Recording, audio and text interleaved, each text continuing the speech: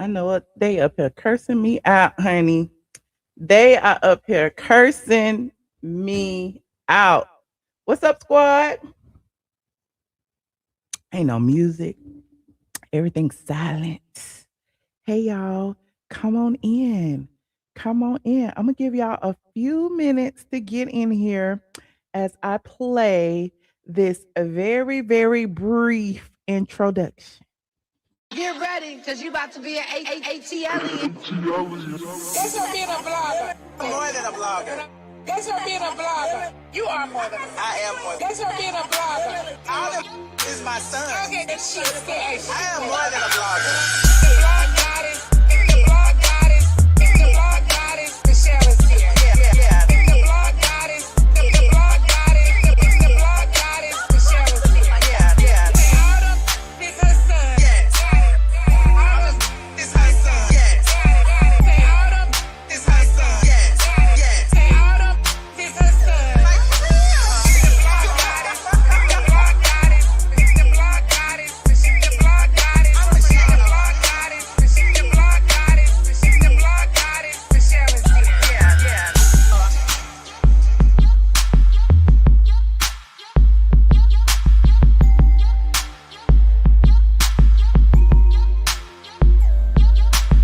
Autumn is her son. Like, for real.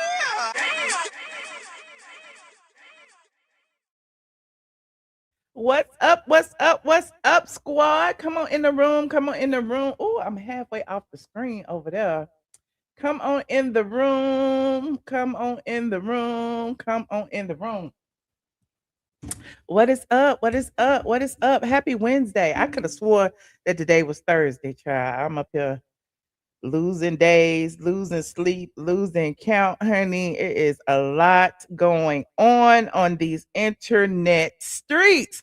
Shout out to all my TikTok people. Okay, shout out to all my TikTok people. They be like, "Where you been?" I'm like, "Shoot, I've been on TikTok for 6 years. Where y'all been?" Where y'all been? Okay. So shout out to everybody on my TikTok. Follow me on TikTok if you are not already following me over there. It's I am ATLien on TikTok. Also on Instagram. I am ATLien on Instagram. ATLien on Twitter. Okay, straight from the A on the Facebook. Okay. Shout out to the squad. I see y'all in here. Yes, pink hearts in the chat for Mama Brown. Okay, Mama Brown had her treatment today, honey. She had her treatment today. I hope she over there feeling good, feeling great. Okay. Hey, what's up? And y'all see these people in the green? These are our channel sponsors. You could be a channel sponsor too. Just click that join button. In fact, we had somebody already join before I even came in here. Now I can't see them. They was joining. I said, look at this. Somebody joined. Shout out to who was it?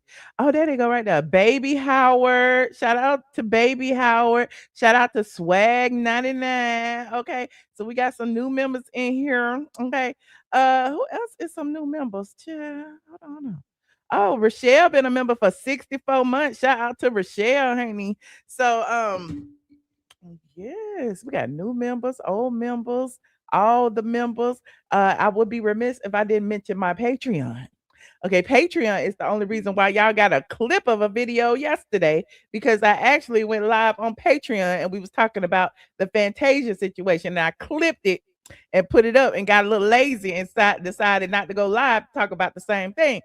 But I'm actually glad I didn't go live because now a whole bunch of other stuff that came out and we can like add to the Fantasia stuff. So we got a whole lot to talk about today. We're gonna talk about the Fantasia stuff. We're gonna talk about Kandi and her press tour. Who else we got in here? Oh, we got the T.S. Madison Starter House child, the drama that won't go away. See, y'all think it's me. Y'all think it's me. I'm gonna show y'all receipts about how I was talking about this a year ago, me and Josh, honey, and how karma is a bitch because all this stuff is coming out and how the AJC might have to reopen an investigation into TS Madison because they like, we are the media. We not gonna put this on our big platforms if you're not doing right with the money, child.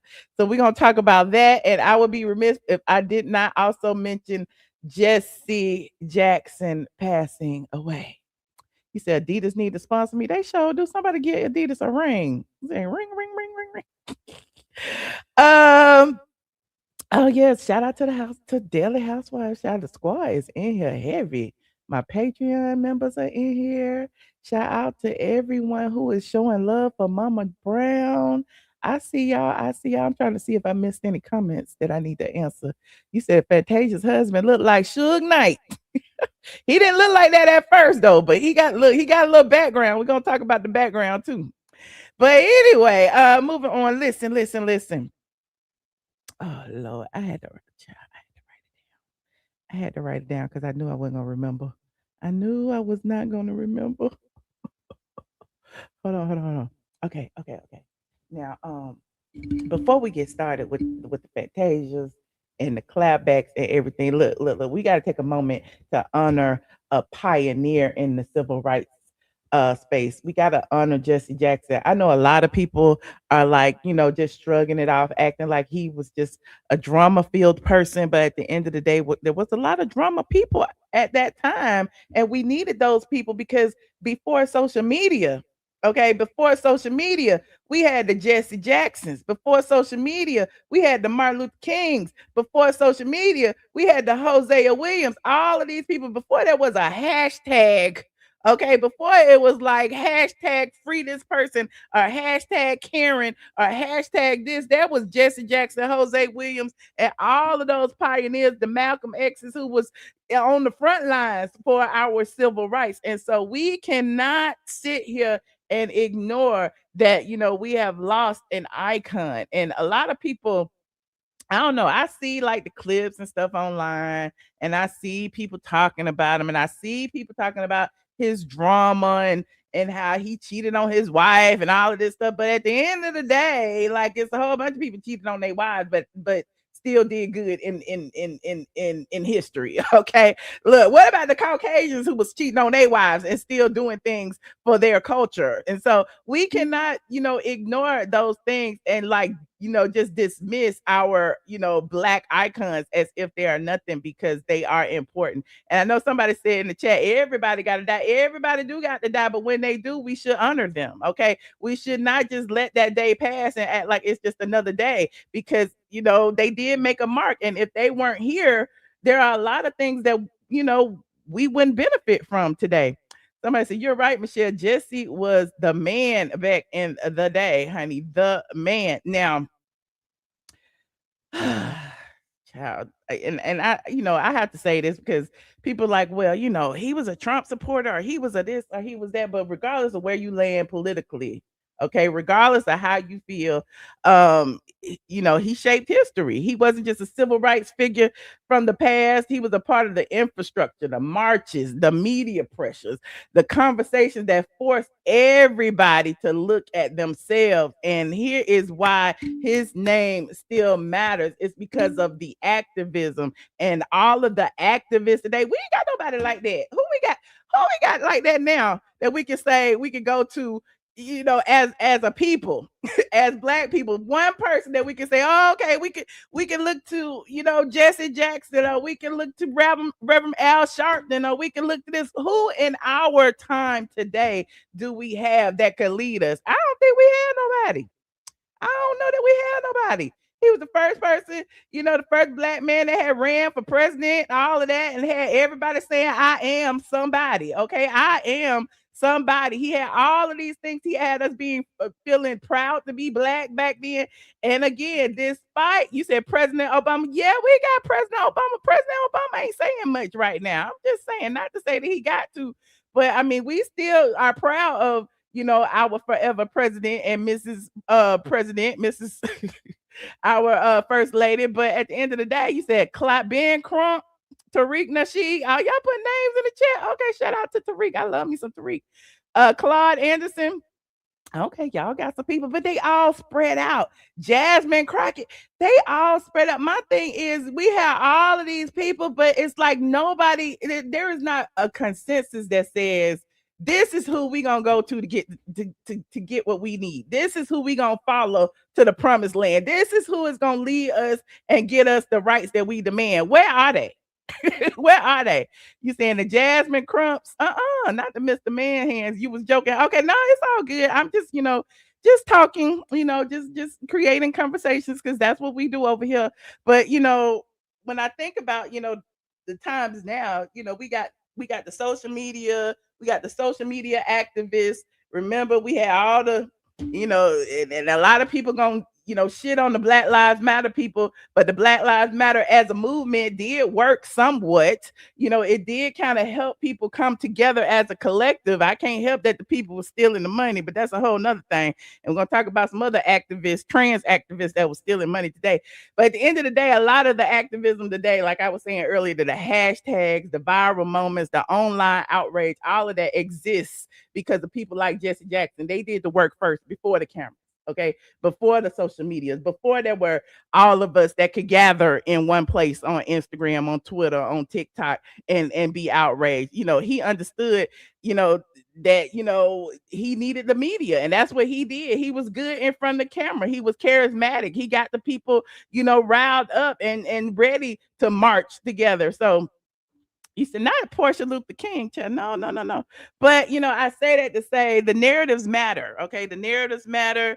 We got a lot of, we got a lot of the bloggers too who can get the people riled up now. We got the bloggers who can get the people riled up and who control the stories matter. Okay. And remember, Jesse was controlling the stories. He was the one who went to the media to say this happened, that happened, and how silence is never neutral. Okay. You can't just sit by and not say nothing. If you outraged, say something. Okay. Call them out. Call them out. Just like we've been calling out the TS Manhands, just like we've been calling out the people who say derogatory things to women, to black women today. Just like we call them out. And you know how I always say, pro me is not anti you. It was the same thing back then during the civil rights era. Pro us. Pro black people does not mean anti-white. We just want to be treated fairly. We just want to be treated equally. We don't want to be treated like second class citizens. You say Al Sharpton is still with us. Yes, Al, there's a lot of icons still with us, but I'm just saying, as a collective, there's nobody we could go to today that can still go in front of a crowd, still rile us up, still gather us, still make us march, still make us protest, still help us with the activism.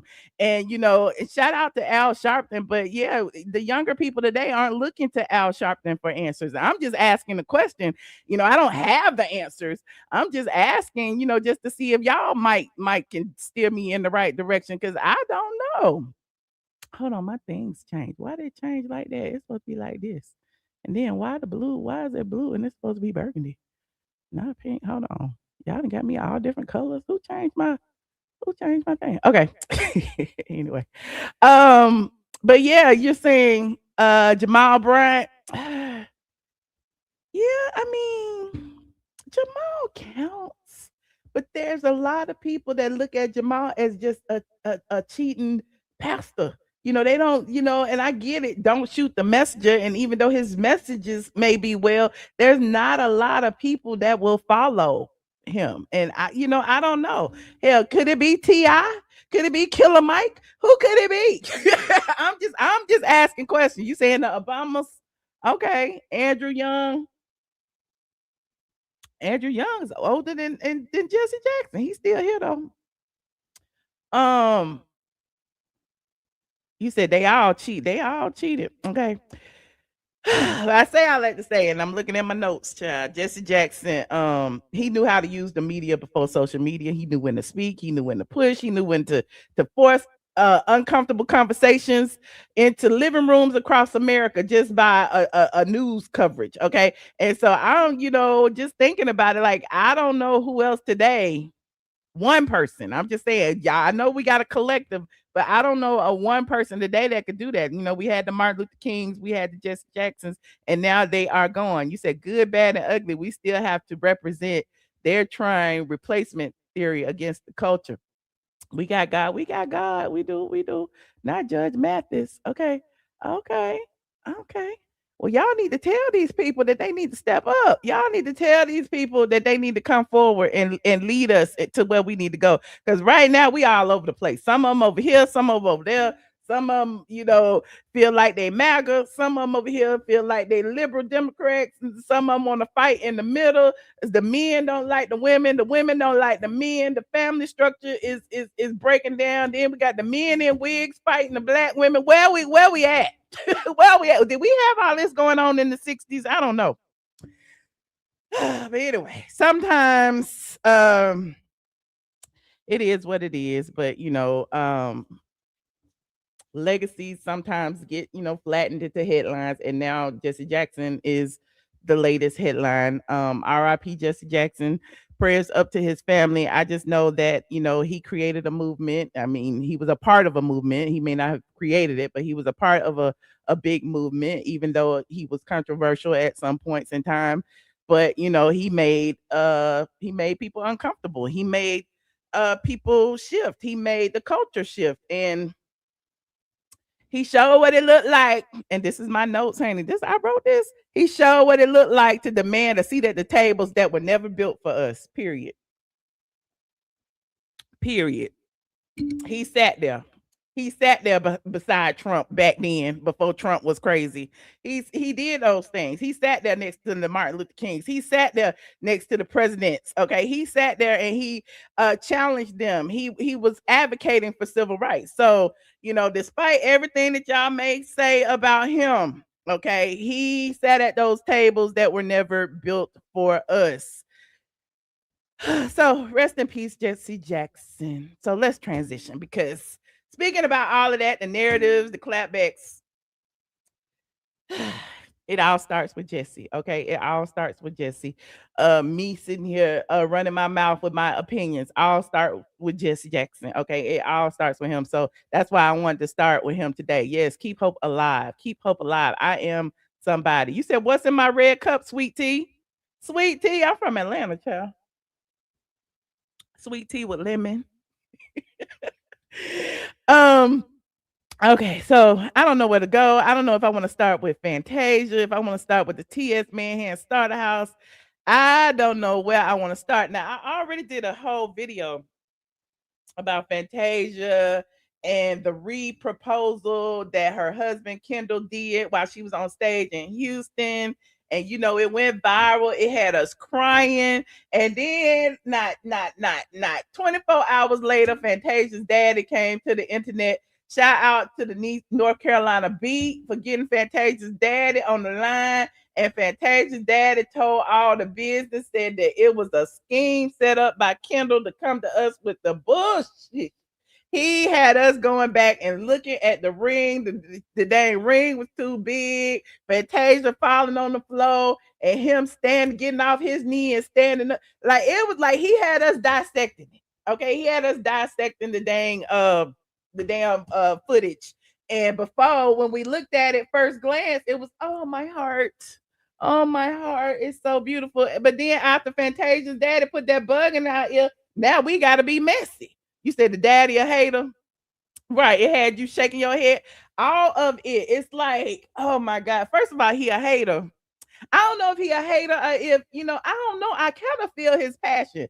But at the same time, I want to believe in love. I said, y'all saw the video. I was like, get up, Fantasia. God dang it. Get up, child. Because at the end of the day, you got to be able to stand on your own 2 feet with these men now. I understand we love them and we want to cherish them and we want them to be our kings. But at the same time, we can't lay everything at their feet. And then when they ready to go, they take everything with them. So it's just, I don't know. Is he a caring father who sees himself in Fantasia's husband? Or is he mad and jealous that he not getting the benefits that Fantasia's husband is getting by managing all of her funds? I don't know. What y'all saying? You said, where did her dad come from? They said he always been there. They said he in North Carolina. He's supposed to be a pastor or something.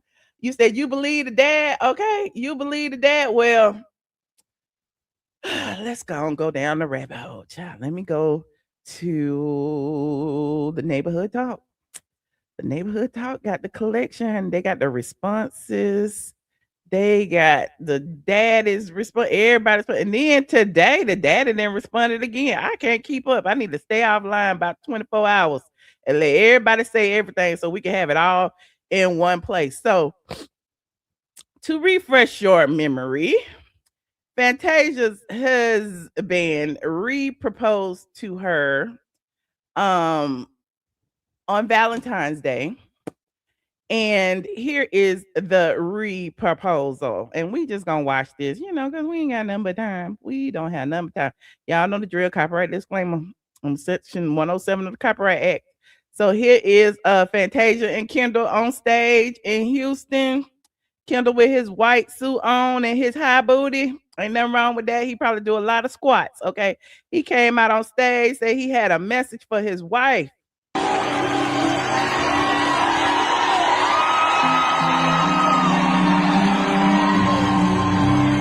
Make something right.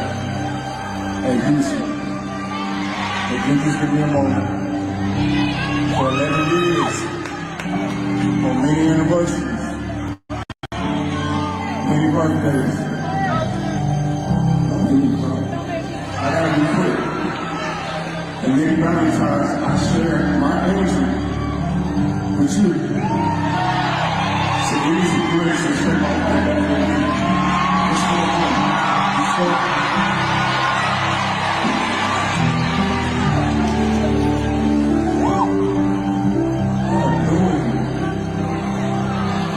God has been so good in our lives. We fought through so much. We prayed through so much. We fasted through so much.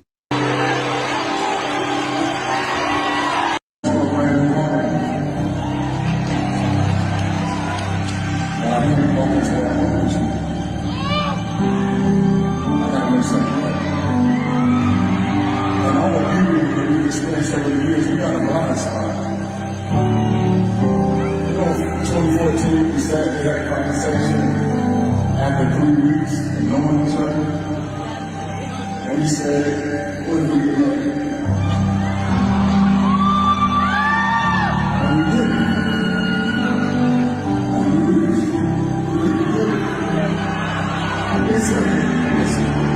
It's true. The one thing that's innocent in our life is we spoke about it. We did it. But I didn't probably propose.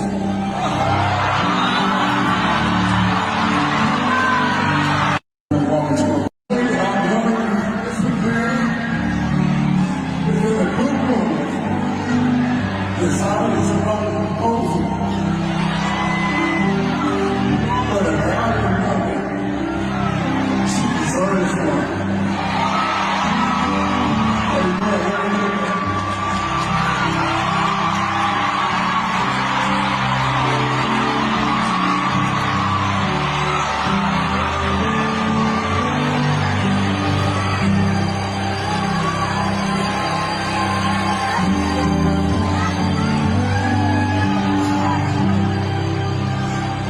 For 11 years, you woke up every morning and you chose me. You chose me. For 11 years, you've been the incredible mother to our children. For 11 years, you fasted and prayed. So I'm going to give you a period for every year.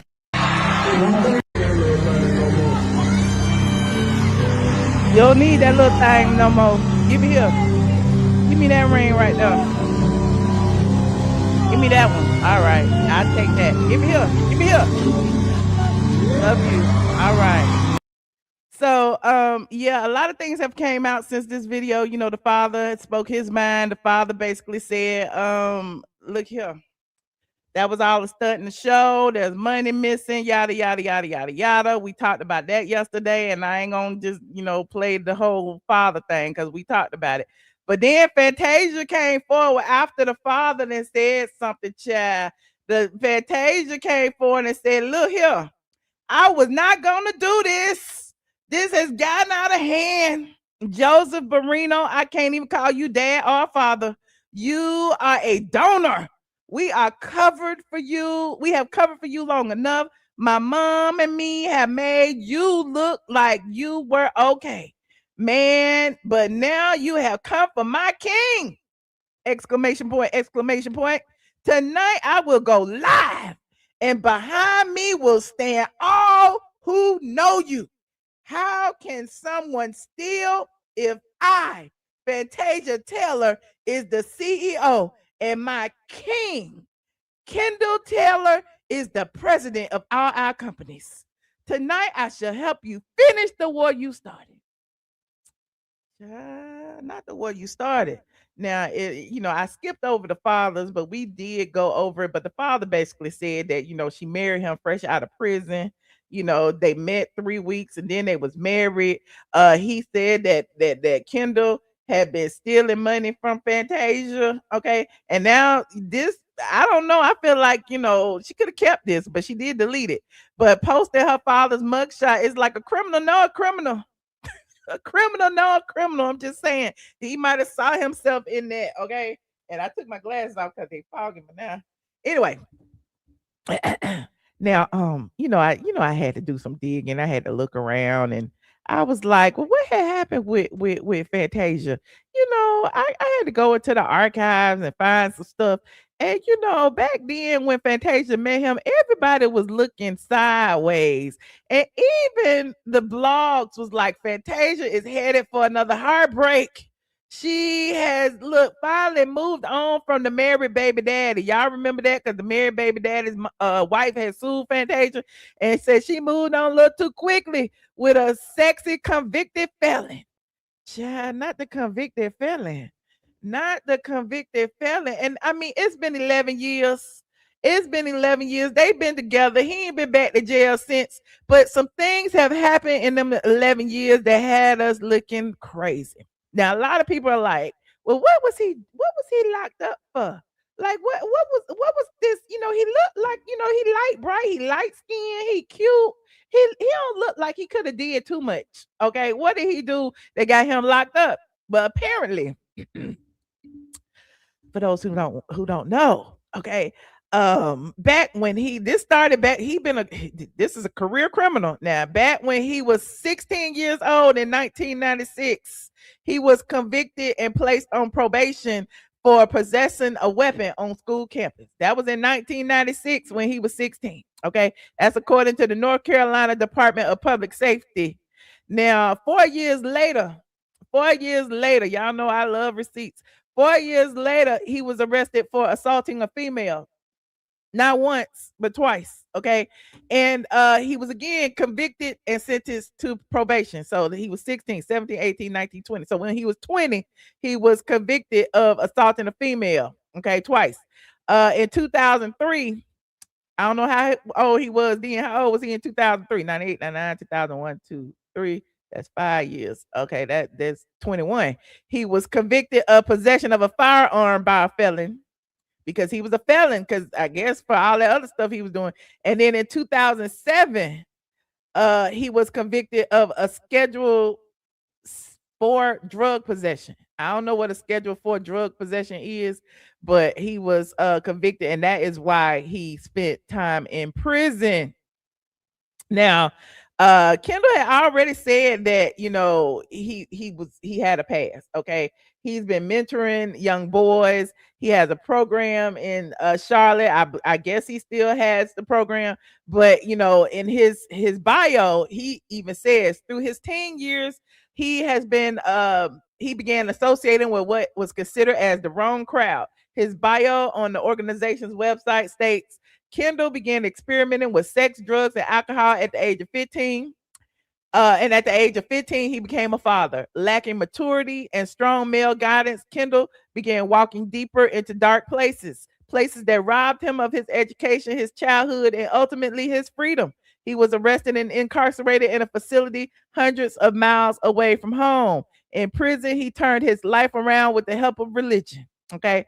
So there's that. I don't, everybody kept questioning his background, but that is his background. He's clearly, I guess he's changed. I don't know. The father said he hasn't, but then Fantasia posted the father's mugshot and got everybody questioning what is going on. Now, the father's mugshot, hold on. Like this video, please. Thank you. As you know, when Fantasia posted the father's mugshot, it was from something that happened last year, the year before last, 11/13/24. He was arrested. Let me see what he was arrested for, child. He was arrested for he's 62. He was arrested for domestic violence. Okay. So I don't know why she felt, or they felt the need to show this. And a lot of people are speculating that Fantasia didn't even write this. No shade to Fantasia, but can she write? Does she write like this? Have we seen Fantasia's writing? Because they said Fantasia was, couldn't read at some point. I know she learned to read. I know she went and did all these things, got, honorary degrees and stuff. But at the end of the day, they said that Fantasia didn't even write that. So people are speculating that the husband may have wrote that. I don't know. But Fantasia said she was going live. Has Fantasia went live, or did the husband go live? Because we saw the husband then went live. So was Fantasia telling us that the husband was gonna go live? Because then the husband has responded to the dad. And here go what the husband has said. Hold on.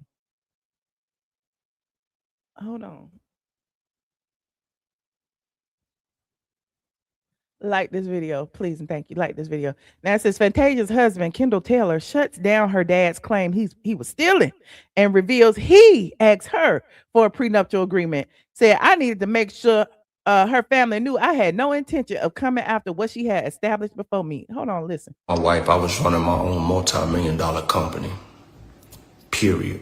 That means her success, her career didn't build me, didn't shape me. That's because I went to Sunoco Leadership Academy, BMW Black Belt Training, Tuck School of Business, Small Business Accelerator, CMEDI Business Initiative, and had a lot of success and a lot of recognition. I'm grateful for those things because I am a justice impacted individual, and I had to overcome tremendous adversity and circumstances in order to break a lot of criminogenic mindsets and trauma and behavior that was keeping me living at a lower level than what I was capable of. And I experienced incredible success. However, I wasn't giving them breadcrumbs so that they could navigate, okay? Then I met my wife. I hope she don't get upset with this, but I'm gonna speak the truth. I asked for the prenup. A prenup wasn't put on me. I asked for it because I had business partners that I needed to protect, and I needed to make sure her family knew that I had no intentions on coming after anything that she had established before she met me. I wanted to create a runway where we could just experience love with each other and figure out what this natural feeling was that we were exploring, that was just exploding in both of us, that provoked us to get married after 3 weeks. You dig? After that time, chaos broke out. The gentleman who was taking the initiative to use her and my platform, because he does not have one, to demonstrate things that are beyond false and fictitious, giving them breadcrumbs so that they could navigate, okay? Fictitious, it's beyond that. Didn't show up to the wedding, didn't want to speak with me, get to know me. Fictitious, it's beyond that. Oh, what happened?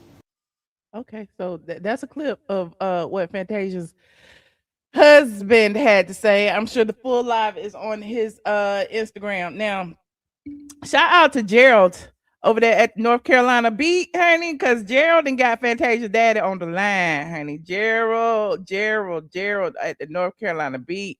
Hold on, got Fantasia daddy on the line now. Fantasia daddy then responded again. So hold on. We're gonna find it. Hold on, I gotta find it. Like this video, please, and thank you. I'm gonna give y'all a minute to like this video. How many of y'all in here? Go ahead and click that like before we continue this tea, and then we're gonna dive into the other tea too about the starter house. Okay, y'all got a minute.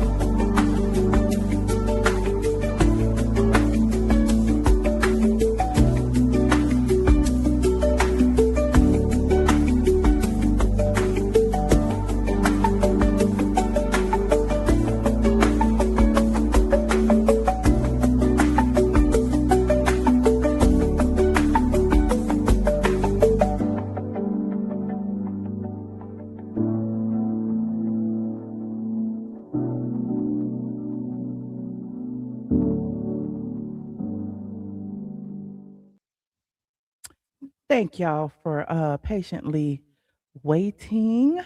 We have the baddest blogger, aka Gerald from the North Carolina Beat.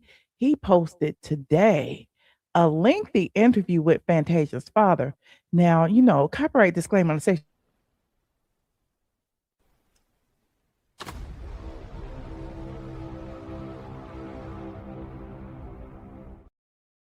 I was still talking. Didn't even know I clicked it.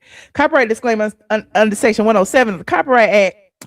Allowance is made for fair use. Okay, I'm going to share a little bit of it, but I want y'all to go over there to Gerald's page, and I will also link it in this video after this video. But hold on, we're going to share a little bit of it. That's his page right here. He is on YouTube, the baddest blogger. Okay, so Joseph over here, Fantasia Daddy, went and talked to the baddest blogger over there in North Carolina. And he had a lot to say. He talked about the relationship. He said that Fantasia blocked him for years. And even though he helped develop her career, he described a mysterious phone call. Oh, look, I'm reading the summary, honey. A mysterious phone call from Fantasia he received in California during American Idol, after which she became totally different and asked him to leave. He attributes this estrangement to spiritual wickedness. Okay. He also talked about, his lawsuit. I know y'all keep saying that, he sued Fantasia for writing about him in her book, and he said that she, said some inaccuracies. So Joseph, Fantasia's dad, clarified the lawsuit, explaining that he sued the publisher of Fantasia's book because it can contain false information about his parents, which he claims was written by Fantasia's grandmother without Fantasia proofreading. Now, he won the case, but dropped it when the publisher threatened to sue Fantasia. So he gave us a little tea about that. So all y'all who's saying that he was trying to get Fantasia's money, he sued the publisher. Okay. He was, just making sure. Okay. And now he also says that Fantasia's control and Kendall's influence. He said he believes that that Fantasia only surrounds herself with yes people, and that Kendall has manipulated her. He also claimed that Fantasia was the one who proposed to Kendall. Hold on, let me read that. Now, y'all said this too in the comments, because y'all was saying that that Fantasia had bought her own ring and had put like all of this stuff on a vision board, and that when she found Kendall, that was her ring. And so when he took the ring during the proposal, everybody was pinpointing, was like, is that the ring that Fantasia had bought herself? So I don't know, but let's listen to what he said. He developed a lot of leeches in her camp to speak against me that don't even know me. Yeah. Wow. Because one thing about Fantasia, I do know this. As my daughter, I love her. I love you dearly, baby. If you see this, the only thing you want around your camp is yes people. Anybody that say no, gotta go. I mean, y'all say he's a thoughtful father. Some of y'all saying he doing too much. I don't know, but since she blocked him and he ain't got no other way to get the message out, what y'all think? Wow. Wow. Now let me ask you this before we go. Fantasia responded, and let me put this back up here. Well, let me put this back up here again. Where her caption, she responded publicly and she said, this has gotten out of hand. What is your response exactly to her statement? My thing is, yes, it has gotten out of hand and guess what? I received the email from your attorney, cease and desist. I will not. Oh, no, not Fantasia that sent a cease and desist, y'all. I spoke with my attorney and he says, if you're speaking your truth, you are allowed to. And one thing I want to say to her is, whether you badger me or not, the world will see the proof in the pudding. If I fight this battle and don't win, I will in the end. We don't know everything that Well, he saying he gonna keep fighting. He said, "Bump that cease and desist." He don't care about that. And he said he telling the truth. Okay, hold on. Let me see what else we got in here. Okay, so he said that. He said that about the lawsuit. Okay, he said, he said, Joseph expressed concerns for Fantasia's finances, alluding to an incident where a financial person investigating Kendall was fired. He also mentioned Fantasia marrying Kendall just 3 weeks after meeting him, signing a prenup. She then divorced Kendall and then got back together with him and dropped the prenup, making him head of the business. So he is speculating that perhaps Kendall got control of the money. Hold on, we're gonna listen. Shout out to Gerald. Y'all go over there and follow the baddest blogger. She said, "How can someone steal if I, Fantasia Taylor, is the CEO and my king Kendall Taylor is the president of all companies?" And the reason why I asked you that is because we do remember when in your video you talked about this financial person who had confronted Kendall about missing money and there was no paper trail about it and she was fired. So how do you respond to her saying, "How can someone steal if I'm the CEO and my husband is the president?" Now, I don't know, y'all. This I don't, and I hate to say this because I feel like Fantasia deserves the world. We all deserve the world. Black women, we deserve the world. We deserve the man that loves us, that kisses our feet, all of the above. But putting a man in charge of your money and your business, that's the worst decision ever. It never ends up well. Black, white, Puerto Rican, putting a man over your money, ladies, it does not end up well. Well, the thing is that when the lady was investigating him, he had no answer. And the next thing you know, she was fired. So what does that tell you? Then what the other thing, and like I said, I didn't really want to go there, but she's making me go there. When you, Fantasia herself, come to me, you married a man 3 weeks later that you just met. Now, let me say there's a lot of people saying that's her husband. That's her husband. You're right. That's her husband. And I believe that married people should, bond and commit and all of that. But at the end of the day, if none of this was built while they were married, I don't think that he should be in control of her funds. I mean, I don't. That's just my personal opinion. Like, if they built it together, that is one thing. If they both came into the marriage on equal footing, okay, that's one thing. But if she had everything and he had nothing and he was just getting out of jail, no, I don't care if it's her husband or not. Like, no, I don't believe that he should have control over her funds. You tell me you did a prenup and he divorced you.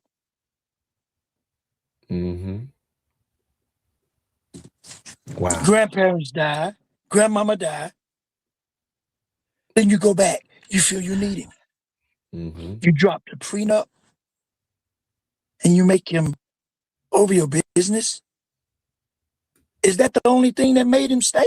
Come back. Oh, you got to ask yourself the question. Oh, ain't nobody dumb here. Yeah. Wow.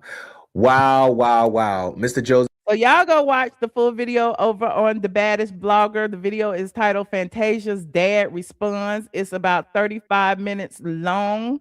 I appreciate the baddest blogger, Gerald, over there at the NC Beat, honey, because he has been getting all of tea. He was the first person who broke that Fantasia's father had even said anything. So it is what it is. Yes, you're right. It's my opinion. This is all my opinion. This is my channel. Everything I say is my opinion. What is you talking about? You said according to Google, her net worth is only 500,000. Not only 500,000. Then Google said that his net worth is 3 million. So is his net worth her net worth? And now another thing, y'all know I'm a blogger. Y'all know I go into the archives and I just be looking up stuff. So I was trying to look up because I remember a lot of stuff that was going on with Fantasia back in the day. Oh gosh, and this. When the daddy had mentioned when we brought up Kendall's past and about him assaulting women. Like, it just rung a bell. And not to say that he's ever did anything to Fantasia, but there was some instances with Fantasia that we as Fantasia fans, even over here on Straight from the A, Fantasia back after she got married. Hold on, what was this? Hold on. She had suffered an accident, and she even put it on social media, and we all were looking at it. Hold on. Wait a minute. I need to find the first one. Where is the first one? Okay, here it is right here. Fantasia Barrino was hospitalized after suffering second-degree burns, and she had to cancel a bunch of her shows. And this was when she first got with him. And we was like, well, what happened? Okay, hold on. I'm gonna show you. Because we go through the archives and we go through history. Hold on, let me show you. Hold on. Share. This happened in 2017. Okay. Fantasia was injured and hospitalized after a bizarre accident. While specific details were unknown initially, the Grammy Award-winning singer suffered second-degree burns and was recovering from her injuries. Now, she actually posted on her page that she was counseling a concert back then. Okay, it was in Memphis, Tennessee. It said, due to unexpected health issues, Fantasia would not be able to perform in Memphis. Fantasia lives and breathes to sing and perform and hates disappointing her fans. And so they said, after receiving a bit of backlash for the vague notice, the 32-year-old singer her husband hit social media with an explanation. He said they got together in 2015. They did. They was together right here. Okay, they was together because the husband explained, okay, that she had second-degree burns. Okay, and Taylor posted the photo above of his wife's bandaged arm and asked for prayers, as he announced Fantasia's show in Memphis would have to be postponed due to her accident. Now, he also said, speaking on behalf of my wife, she walks as a powerful force in the earth impact. So it wasn't the first look, y'all said that Fantasia posted her daddy's mugshot might have been him. He clearly has control over Fantasia's account, because back then he posted, speaking on behalf of my wife, okay, and posted a whole thing saying no weapons formed against me shall prosper. And he was saying, I love her determination and sheer willpower to not accept defeat on any level. She complains little but sacrifices much. But there are times when our Father intentionally slows us down to reflect and hear from him. My wife experienced an accident today causing second-degree burns on her arm. She's steady asking the doc, can I perform tonight? But we must be wise and realize this isn't a race, but rather a marathon. So Memphis, our team is already working to create a means that she can redeem this time with you. She has something truly special planned.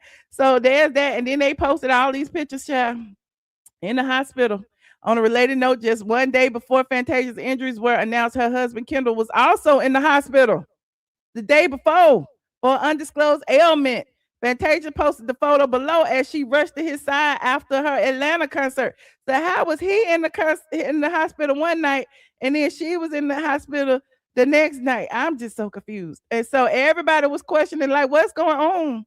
Why? Okay. And so people was all in her chat asking, what's going on? Why? And so look, here he go on her Instagram. So you keep attacking her. We are both God's kids that stay prayed up. When we walk up out this hospital, we are ready to fight again, babe. Rest, believe it. King and Queen Taylor, straight off the stage into being a good wife. Weapons may form, but do not prosper. I speak life and healing. So all of this was happening. Now, I would be remiss if I didn't tell y'all that later it came out. Hold on. This is what she said actually happened. This is what she claimed. Now, y'all tell me. I don't know. I'm just a blogger. I just blog and I just tell y'all what I be reading. So this right here is what she claims happened. Okay. And this is on Straight from the A as well, child. More details about Fantasia's bizarre accident have been revealed. Now, you saw the initial accident where he was in the hospital the day before and then she was in the hospital the day after. And here is she also said that on TMZ she has sent to TMZ that she suffered second-degree burns, and here is why. She was dozing on the tour bus Sunday with an aromatherapy vaporizer nearby. She used it to soothe her vocal cords. We're told she thinks she rolled over onto the machine's cord, which caused hot water to spill out on her right forearm. Sources say Fantasia was alone on the bus when the accident occurred. Everyone else was inside the Memphis venue getting ready for the show. We're told the burns were bad, but docs removed the damaged skin and expect her to heal fully without surgery or scarring. Okay. I even wrote then, this story sounds way too bizarre, but I guess stranger things have happened. And they deleted the Instagram post that they had posted, but they had posted her in the hospital and stuff. So y'all saying check the insurance policy. I was just going back in time just to show y'all that he did have access to her Instagram. So Kendall may have actually posted the daddy's picture. Now, is the daddy wrong for speaking out? I don't know. I think so, maybe. But he claims that Fantasia blocked him a long time ago and he ain't got no way to get in contact with her. He claims that people have approached him that used to work for them who were actually investigating Kendall and they got fired after they called it out. He claimed a lot of things. And now you saying the father needs to stop embarrassing his daughter, but maybe the maybe he care for his daughter and he don't want to say everything that he know about. I'm just saying, maybe he's scared for his daughter's safety and feel like saying it in public might stop somebody from doing something crazy. I'm just saying, if something crazy happened, now we know where to look. I'm just listen. I'm just a blogger. I don't know nothing. I hope everything is well, but clearly everything is not well if all of this is coming out. I don't believe in coincidences. I believe that two things can be true at the same time. That he's wrong for coming forward and he might be telling the truth. Okay, I believe that look, I'm just saying it's not like he lying. I don't know. Is he lying about the criminal past? Absolutely not. We didn't seen the criminal past. Is he lying about them getting married in 3 weeks and her having a prenup and then divorcing Kendall and getting back together and not having a prenup the second time? I mean, some of these things are questions that may need to be answered. And so if she has a team outside of Kendall, maybe they need to start paying a little bit more attention. What y'all saying in this chat? You said Mama Joyce never did Kandi like that. Mama Joyce did worse, child. Mama Joyce did it on a whole reality show. Called that man mama a prostitute and everything. You said, plus they wanted him to sign an NDA. He ain't lying. The father said, F that NDA. And the father said, cease and desist this. Okay. But there's that. Okay. What else y'all saying? Put a 1 in the chat if y'all believe Fantasia's daddy. Put a 6 in the chat if you feel like he should just shut up. And put a 8 in the chat if you feel like Fantasia needs to watch her back. Let me know. 1, 6, or 8. Let me see. They say they believe him. Okay. They say they believe him. Allegedly. They say they believe him. Oh, they saying Fantasia need to watch her back, child. Somebody said he need to shut up. He said bump that cease and desist. Okay. Well, we gonna send positive energy to Fantasia. Fantasia is a very sweet woman. Okay, I like Fantasia. She is very, very sweet, and I'm wishing her nothing but the best. Okay, so moving on. Like this video, please, and thank you. Like this video. We're gonna move on to Kandi Big Dog Burruss. Okay, Kandi Burruss is making the rounds, child. Kandi is making the rounds. Just the other day, we read Kandi's legal documents. My dog over there coughing up a lung. What you doing, Biggie? We read Kandi's legal documents, okay? And in Kandi's legal documents, Todd was basically saying that Kandi is manipulating the media, okay? Kandi is the celebrity. And even Kandi said, I am the celebrity. He is nothing. He is a peon. He is not paying me no rent. He can't have my children. I'm going to hire me a caregiver. That's what she said. That's what Kandi said. Kandi said the caregiver lives there, okay? Hold on, I want to show y'all this before I start. Because of all the stuff that's been going on, people have been like coming forward and basically saying, you know what, Michelle, you're kind of right. I don't know. It just seems like, it's more to this Kandi thing than I'm willing to believe. Because hold on.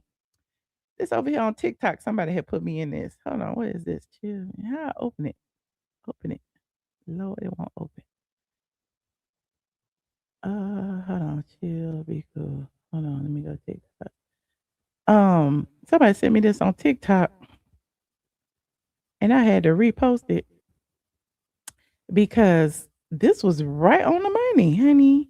They was talking about Kandi, and I was like, "This is what I've been trying to tell y'all." I'm so glad that people be listening. So, who is this? Media Timeouts. Media Timeouts went to TikTok and did a whole rundown about Kandi. Okay, and we're gonna get to Kandi's press tour in a second, but I gotta play this because y'all gotta hear it, okay? Because she done did a Kandi whole little Burruss. thing. Look. You're not about to sit up here and make me believe Todd. Wait. And y'all know the drill. Copyright disclaimer in section 107 of the Copyright Act. And before I play this, you know Kandi is claiming that Todd ain't paid no money. He's basically a deadbeat. He cannot possibly be daddy daycare because he living in the guest house and not paying no rent. Meanwhile, Kandi been staying in New York since November of 2025. And she says she got a caretaker to take care of the kids. And now I have been asking all this time, like, how is it that, you know, she's claiming that Todd ain't been there, but, you know, you paying a caretaker, but you might as well pay Todd at this point. I don't know. But here's what somebody said. And thank you. Copyright disclaimer in section 107 of the Copyright Act. Allowance is made for what? Fair use. We are researching. So Kandi Burruss, you're not about to sit up here and make me believe Todd Tucker is no deadbeat daddy. Look, you said from November to March, you in New York. How he a deadbeat if you in New York from November to March? Who was watching the kids? Huh? Who is watching the kids? You're not finna make me believe that he is a deadbeat and you from November to March. Because if he's not taking care of them kids and you in New York, and the kid, and this is during school time, then who the hell is watching the kids? If he a deadbeat, then that make you a damn deadbeat. Huh?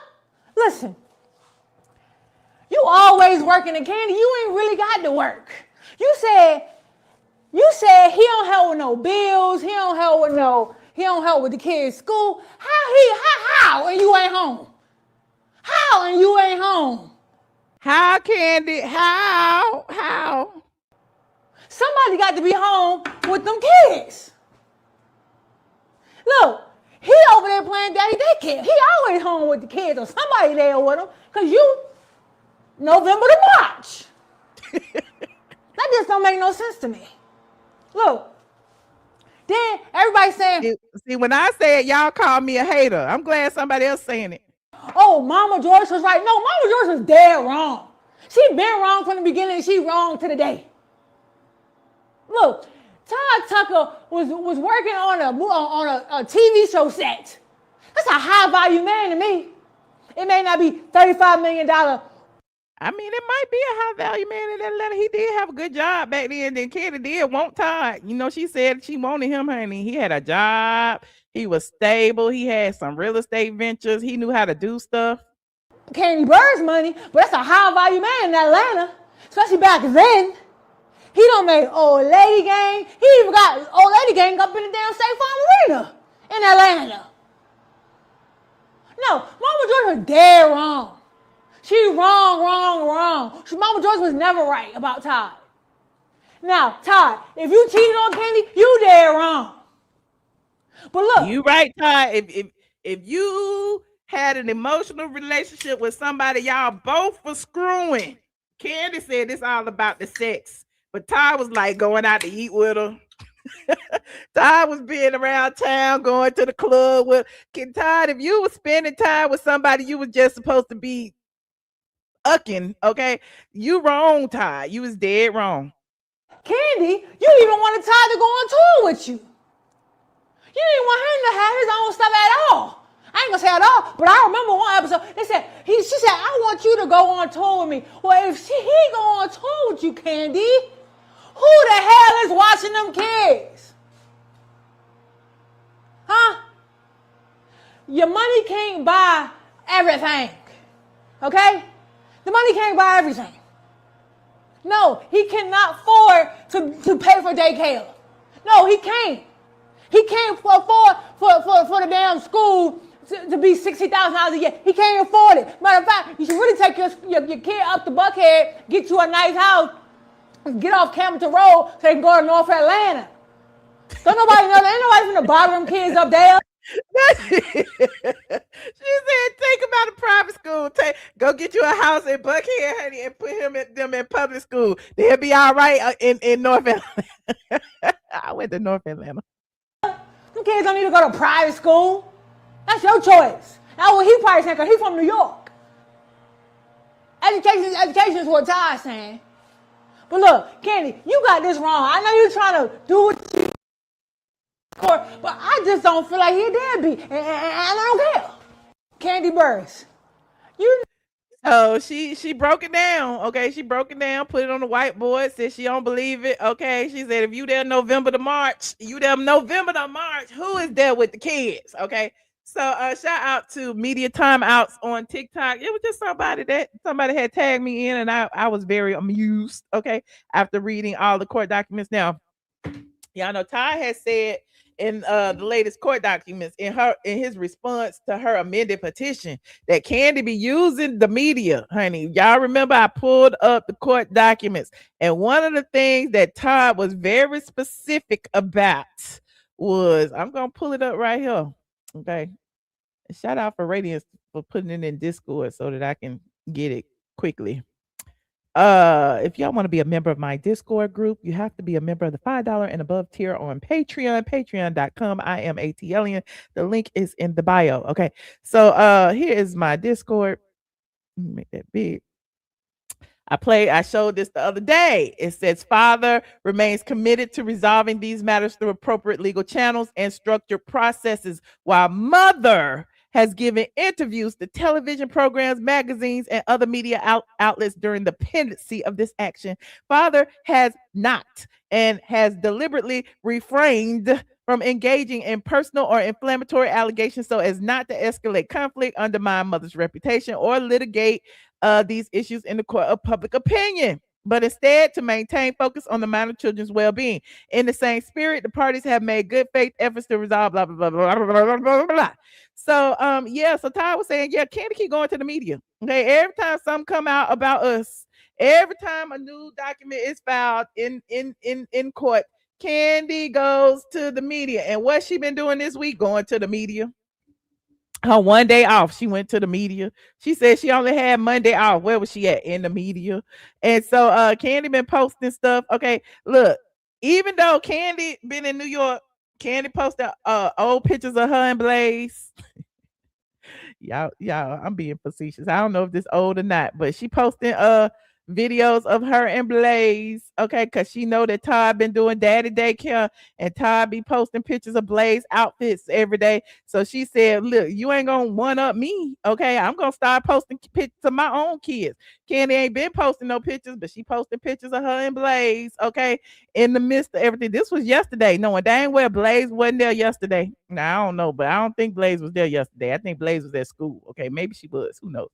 But yeah, so Monday, Kandi, out Valentine's Day, Mama Joyce was up there all weekend. So where was the kids? Where was the kids, honey? Mama Joyce and the cousins was there all weekend. Kandi spent Valentine's Day in New York. Okay.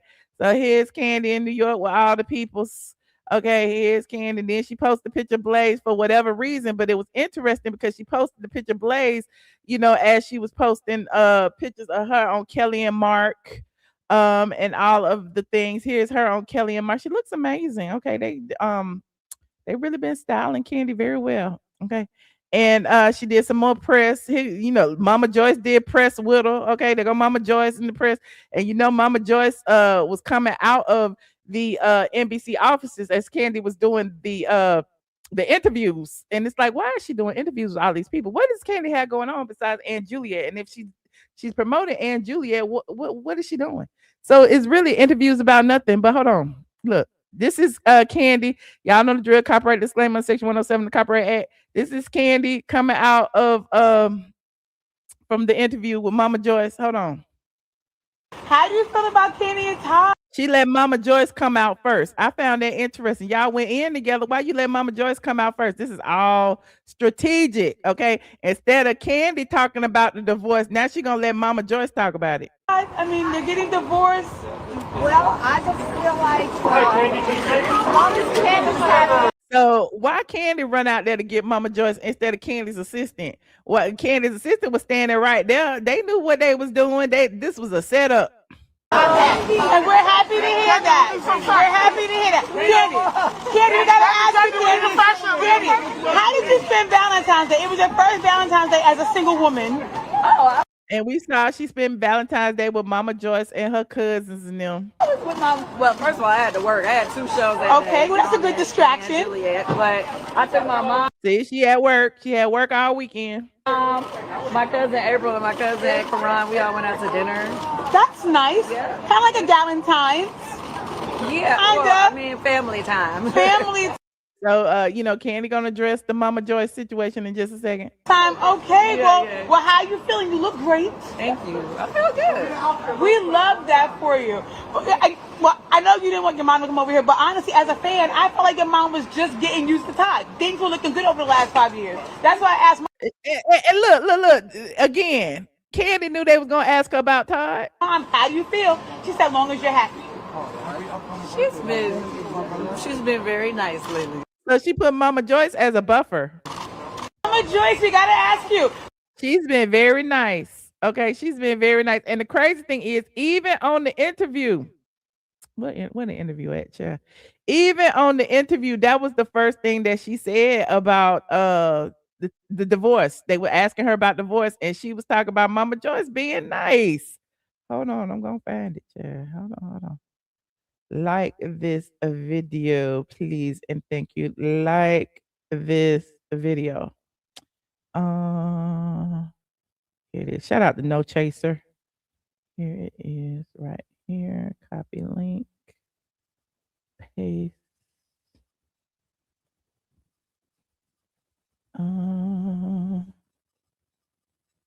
Okay, No Chaser. And here is Kandi on the same show she was leaving the offices from. And this is Kelly and Mark. Hold on. Here's what she said. Y'all know the drill. Copyright disclaimer. Yada yada yada yada yada yada. You know, you left the Real Housewives of Atlanta 2 years ago. I miss you terribly on that show. I just want you to know, I really do. I miss you terribly. How is life beyond the show? Do we miss Kandi? Hell, we missed the show. The show ain't been on in a year. We ain't missed Kandi on the show. Like, if there were other women thinking of leaving, what would you say to them? Take that leap of faith. Really? Yes. Well, for me, it's been great. I mean, you know, obviously, I've always had other things going on outside of the show.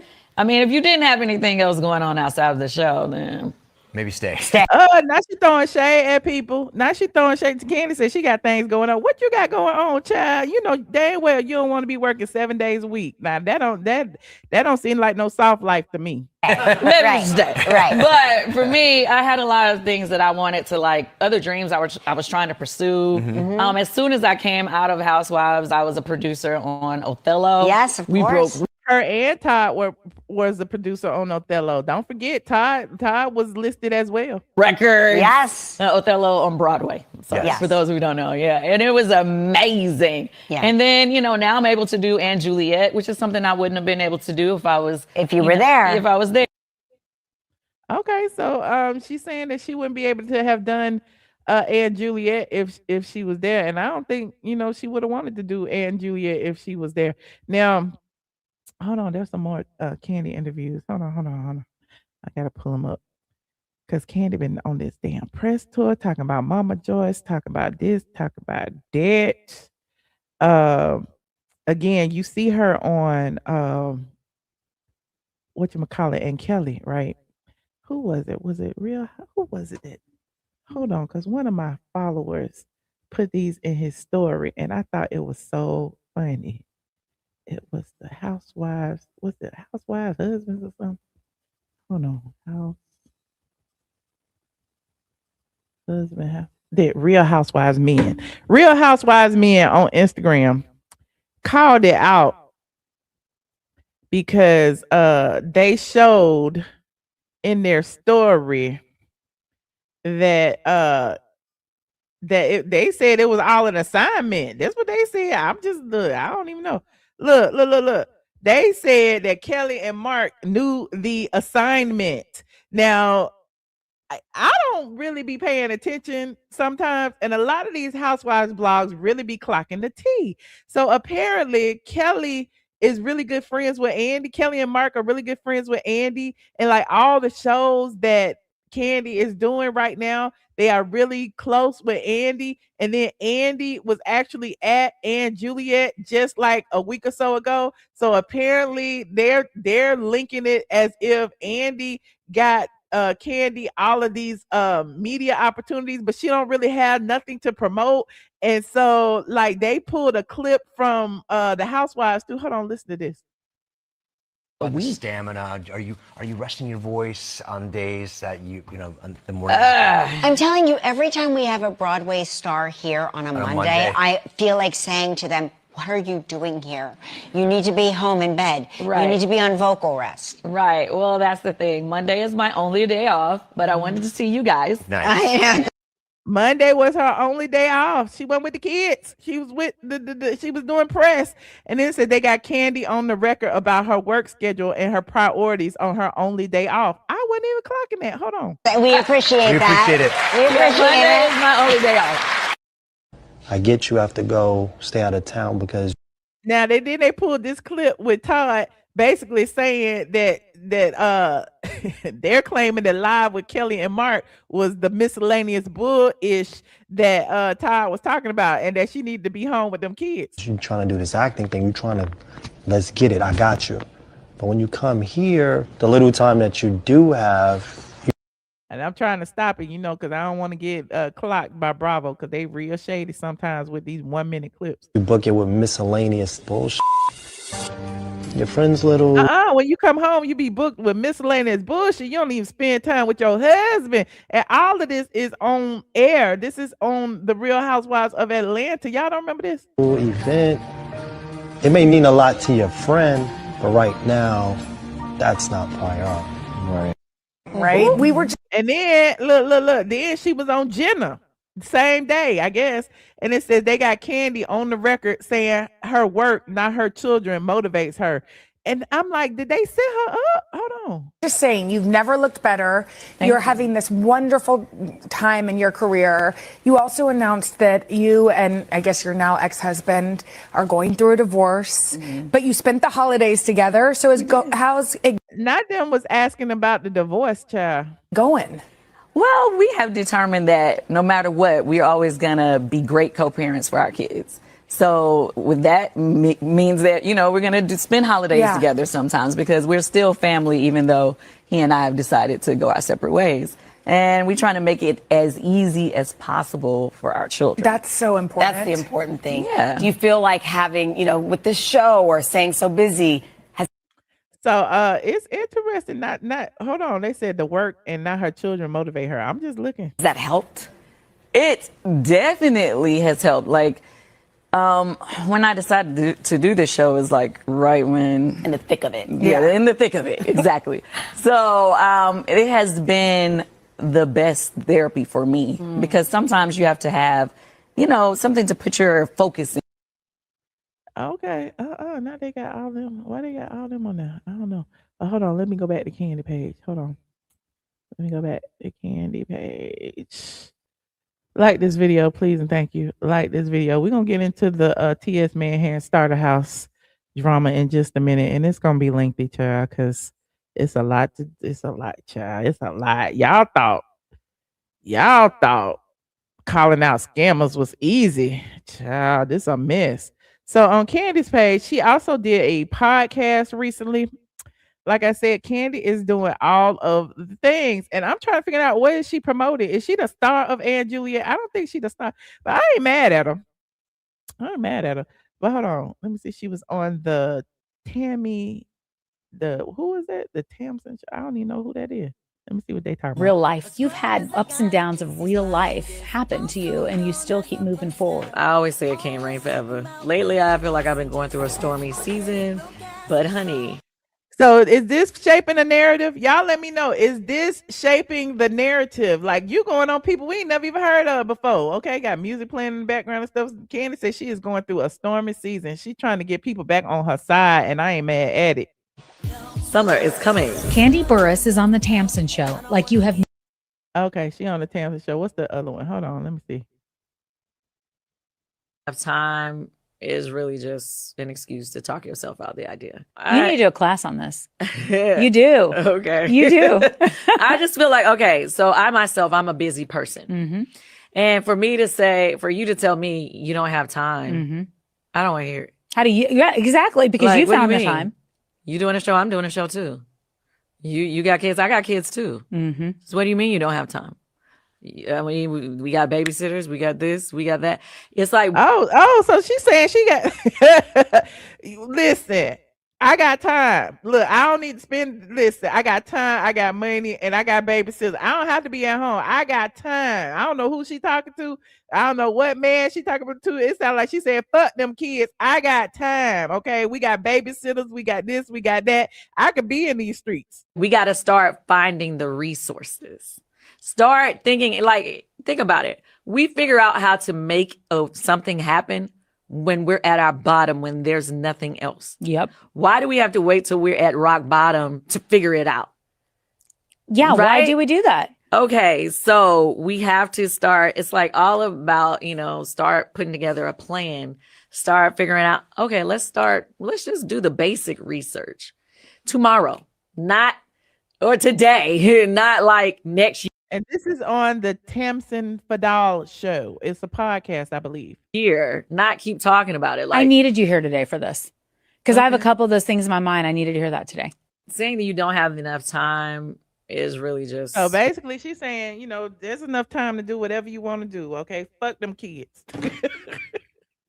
Yeah, and then y'all keep telling, look, and I like Kandi, but it is what it is. I'll just be looking at the receipts laughing because y'all be like, Kandi is a single mom. Kandi is this. Well, Kandi already said she got time. She can do what she want to do. There are babysitters, honey. She can hire a babysitter. She don't have to be there personally. She got the money to do whatever she want to do. And just like the girl said on TikTok, okay, it ain't all about your money, Kandi. Okay, it ain't all about your money. You had these kids, you got to raise them.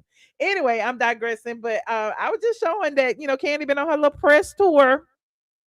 She's been talking to everyone. She's been talking about housewives. She's been talking about the kids. She's been low-key talking about the divorce. She got Mama Joyce up here smiling. She said Mama Joyce is the happiest that she's ever been.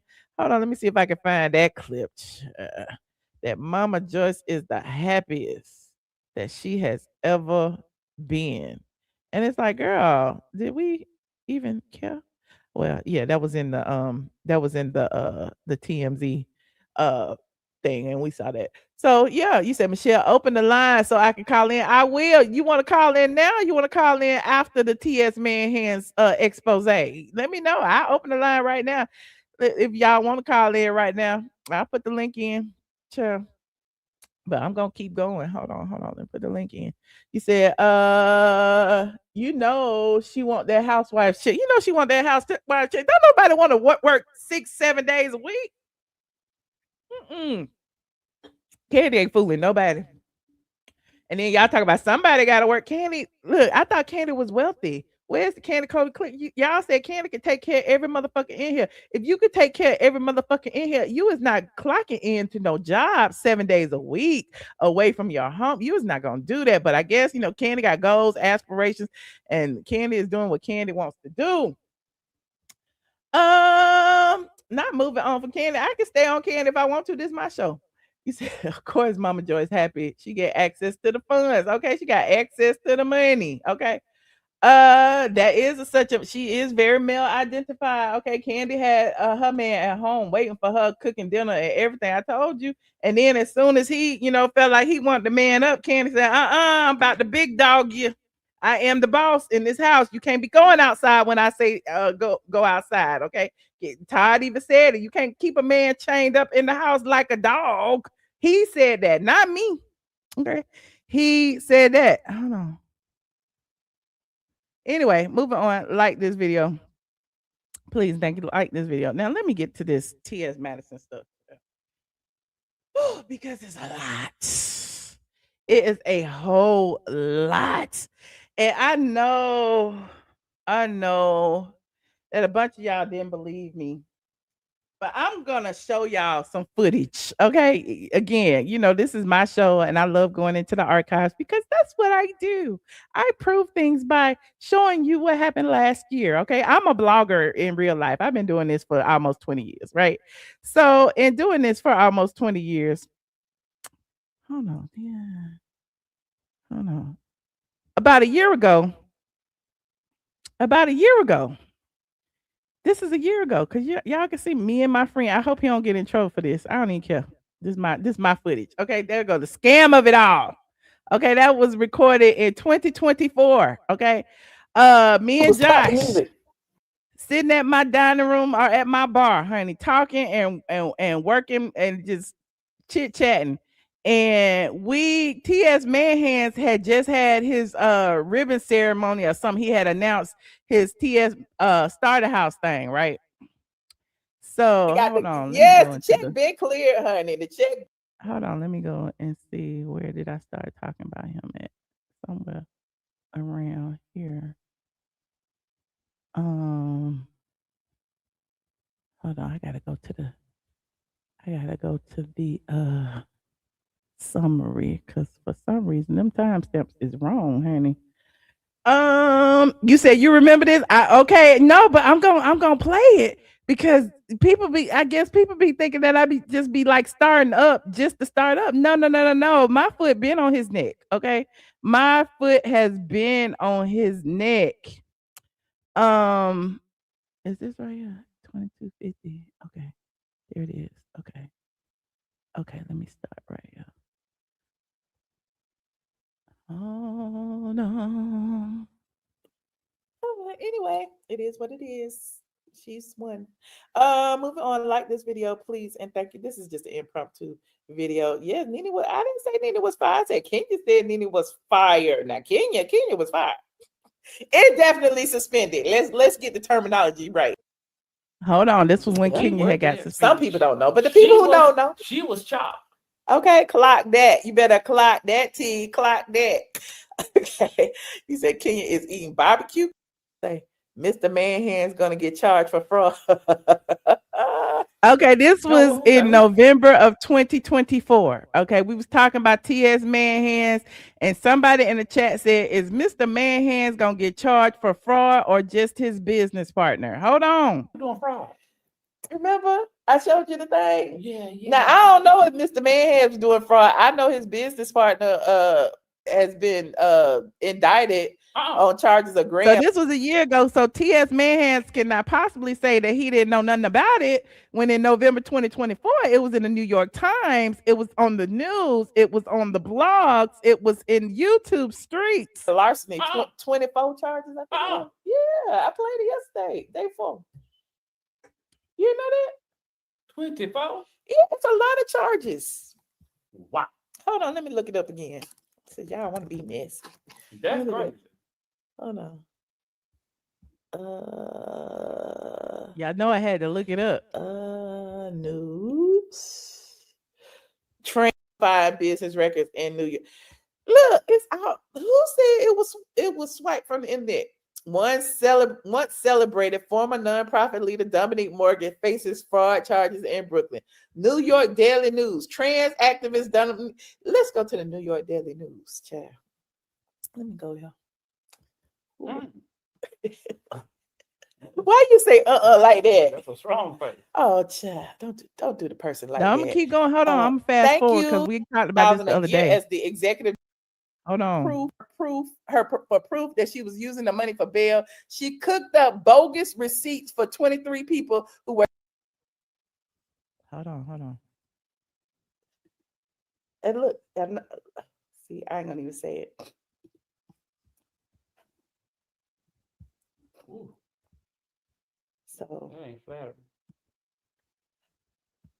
I don't know what happened tonight. Okay, so a lot of these big name news outlets, Forbes, CNN, Yahoo, MSN, all of them, they have different pages where they have contributors, which means if I get approved to be a contributor, I can go and write stories about my friends, about my family, or whatever, and it will be on Forbes. And y'all think y'all on Forbes, and actually it's just a contributor page, right?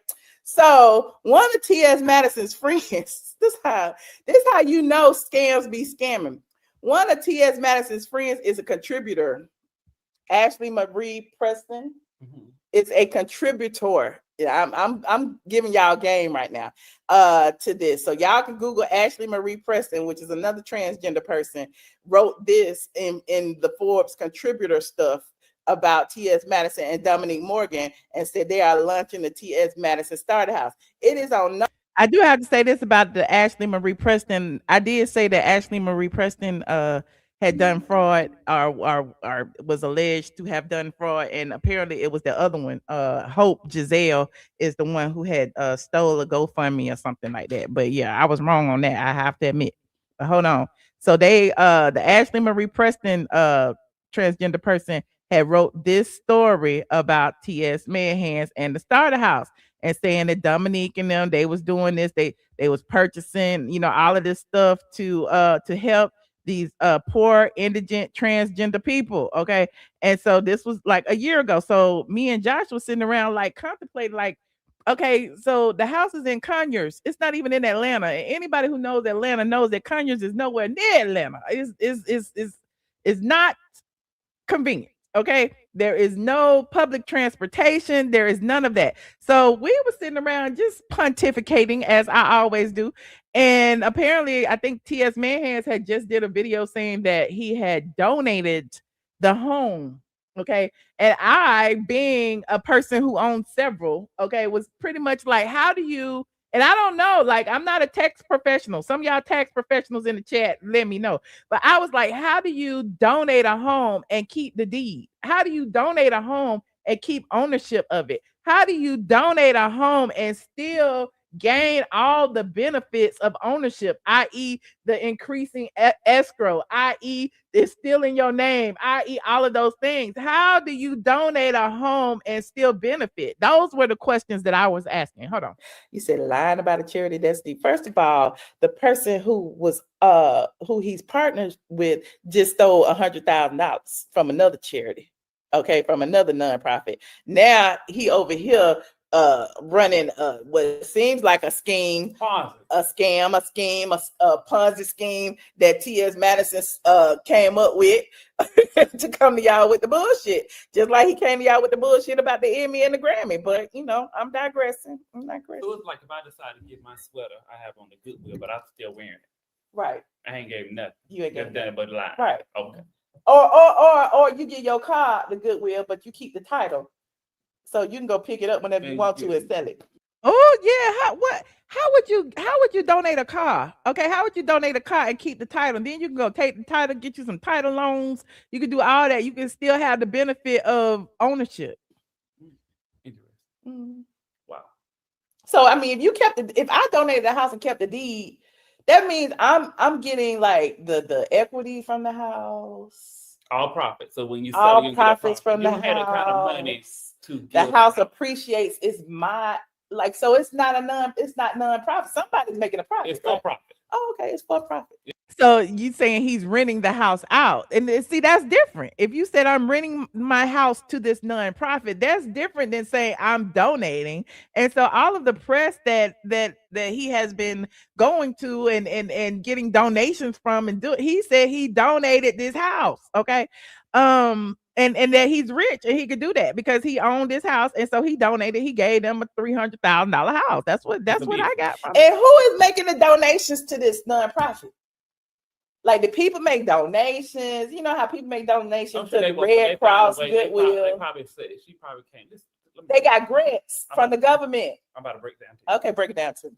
Let me tell you what happened. Okay, this girl who used to run the nonprofit organization said, "Look, Madison, I used to scam for my job, and the money that the government would give grants and stuff like that, we can take this and do this with your house, and you can benefit and live off the proceeds. And we both can split it."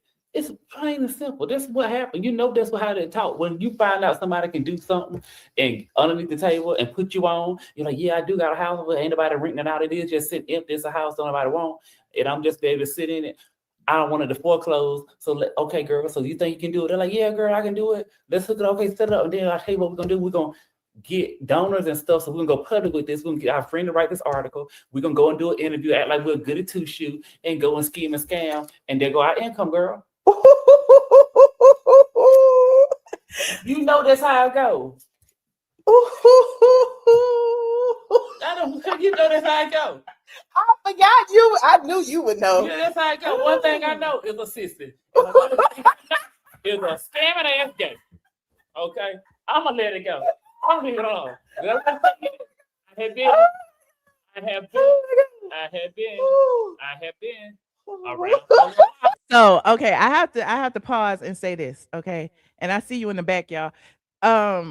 Remember when I first started this live, I was talking about Jesse Jackson. I was talking about how he had control of the narrative because he was charismatic. He was front facing to the media. He controlled the story. He amped up people. He amped up the crowd. He got people to march, because of his knowledge and his control of the media. And now here we are in this new age where social media, TikTok, all of that is all coordinated. And when you got a big following and you got friends who can write for the AJC, Out Magazine, Gay Magazine, Wow Magazine, this magazine, that magazine, you can put out a narrative that you are now donating this house. You can get donations. You got all your friends. Remember, I pulled it up. The Ashley Marie Preston person, who is also a transgender, who is a friend of his, who actually wrote the very first article saying that he was opening this T.S. Madison Starter House. Now, and listen, my mind is blown because, again, it's been a year, right? It's been a year. That ain't even the tip of the iceberg. That ain't even the tip of the iceberg. Now, the DL Whisperer was digging up some other stuff about the 501, whatever, the this, that, and the third, the nonprofit, and who's on the board and all this. And Natasha K is exposing all the stuff that the DL Whisperer can't expose because they was doxing the D. Oh, no, none of that. That ain't even the tip of the iceberg. Now, we did find out. Hold on. We did find out through the AJC, honey. Through the AJC, that T.S. Manhands welcomed the first indigent, homeless, whatever, formerly incarcerated transgender into the home in December of 2025. That was just like 3 months ago. And again, we did that video that y'all just watched a year ago, November 2024. Now keep track. Y'all writing this down. I know y'all, the Maddie Mob in here, y'all writing this down, right? So we did that a year ago. That was when T.S. Manhands had announced he had to start a house. That was when all the articles, he started the articles, he started the media push. Okay. And then he did a grand, he invited all the media to his house and they did a ribbon cutting ceremony and all of that. All of this happened over a year ago. Now here we are in 2026.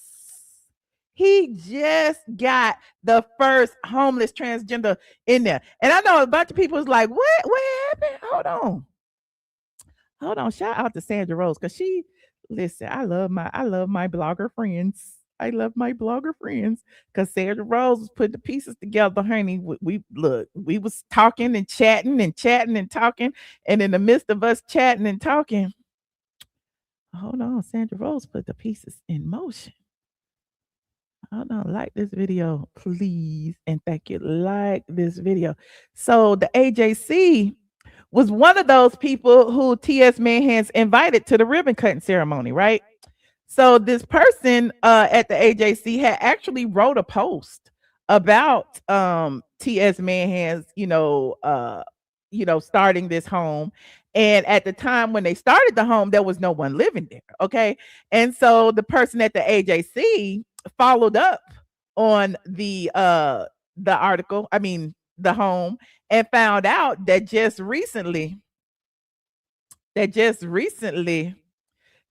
Manhands had welcomed his first residents. Okay, a year later, since 2024, there's only been one resident. Okay, there's how is it that there's only one resident into this starter home for indigent, formerly incarcerated transgender women in Atlanta? Allegedly, it was in Conyers, but in Atlanta, there ain't no homeless transgender people in need in Atlanta that could have benefited from housing.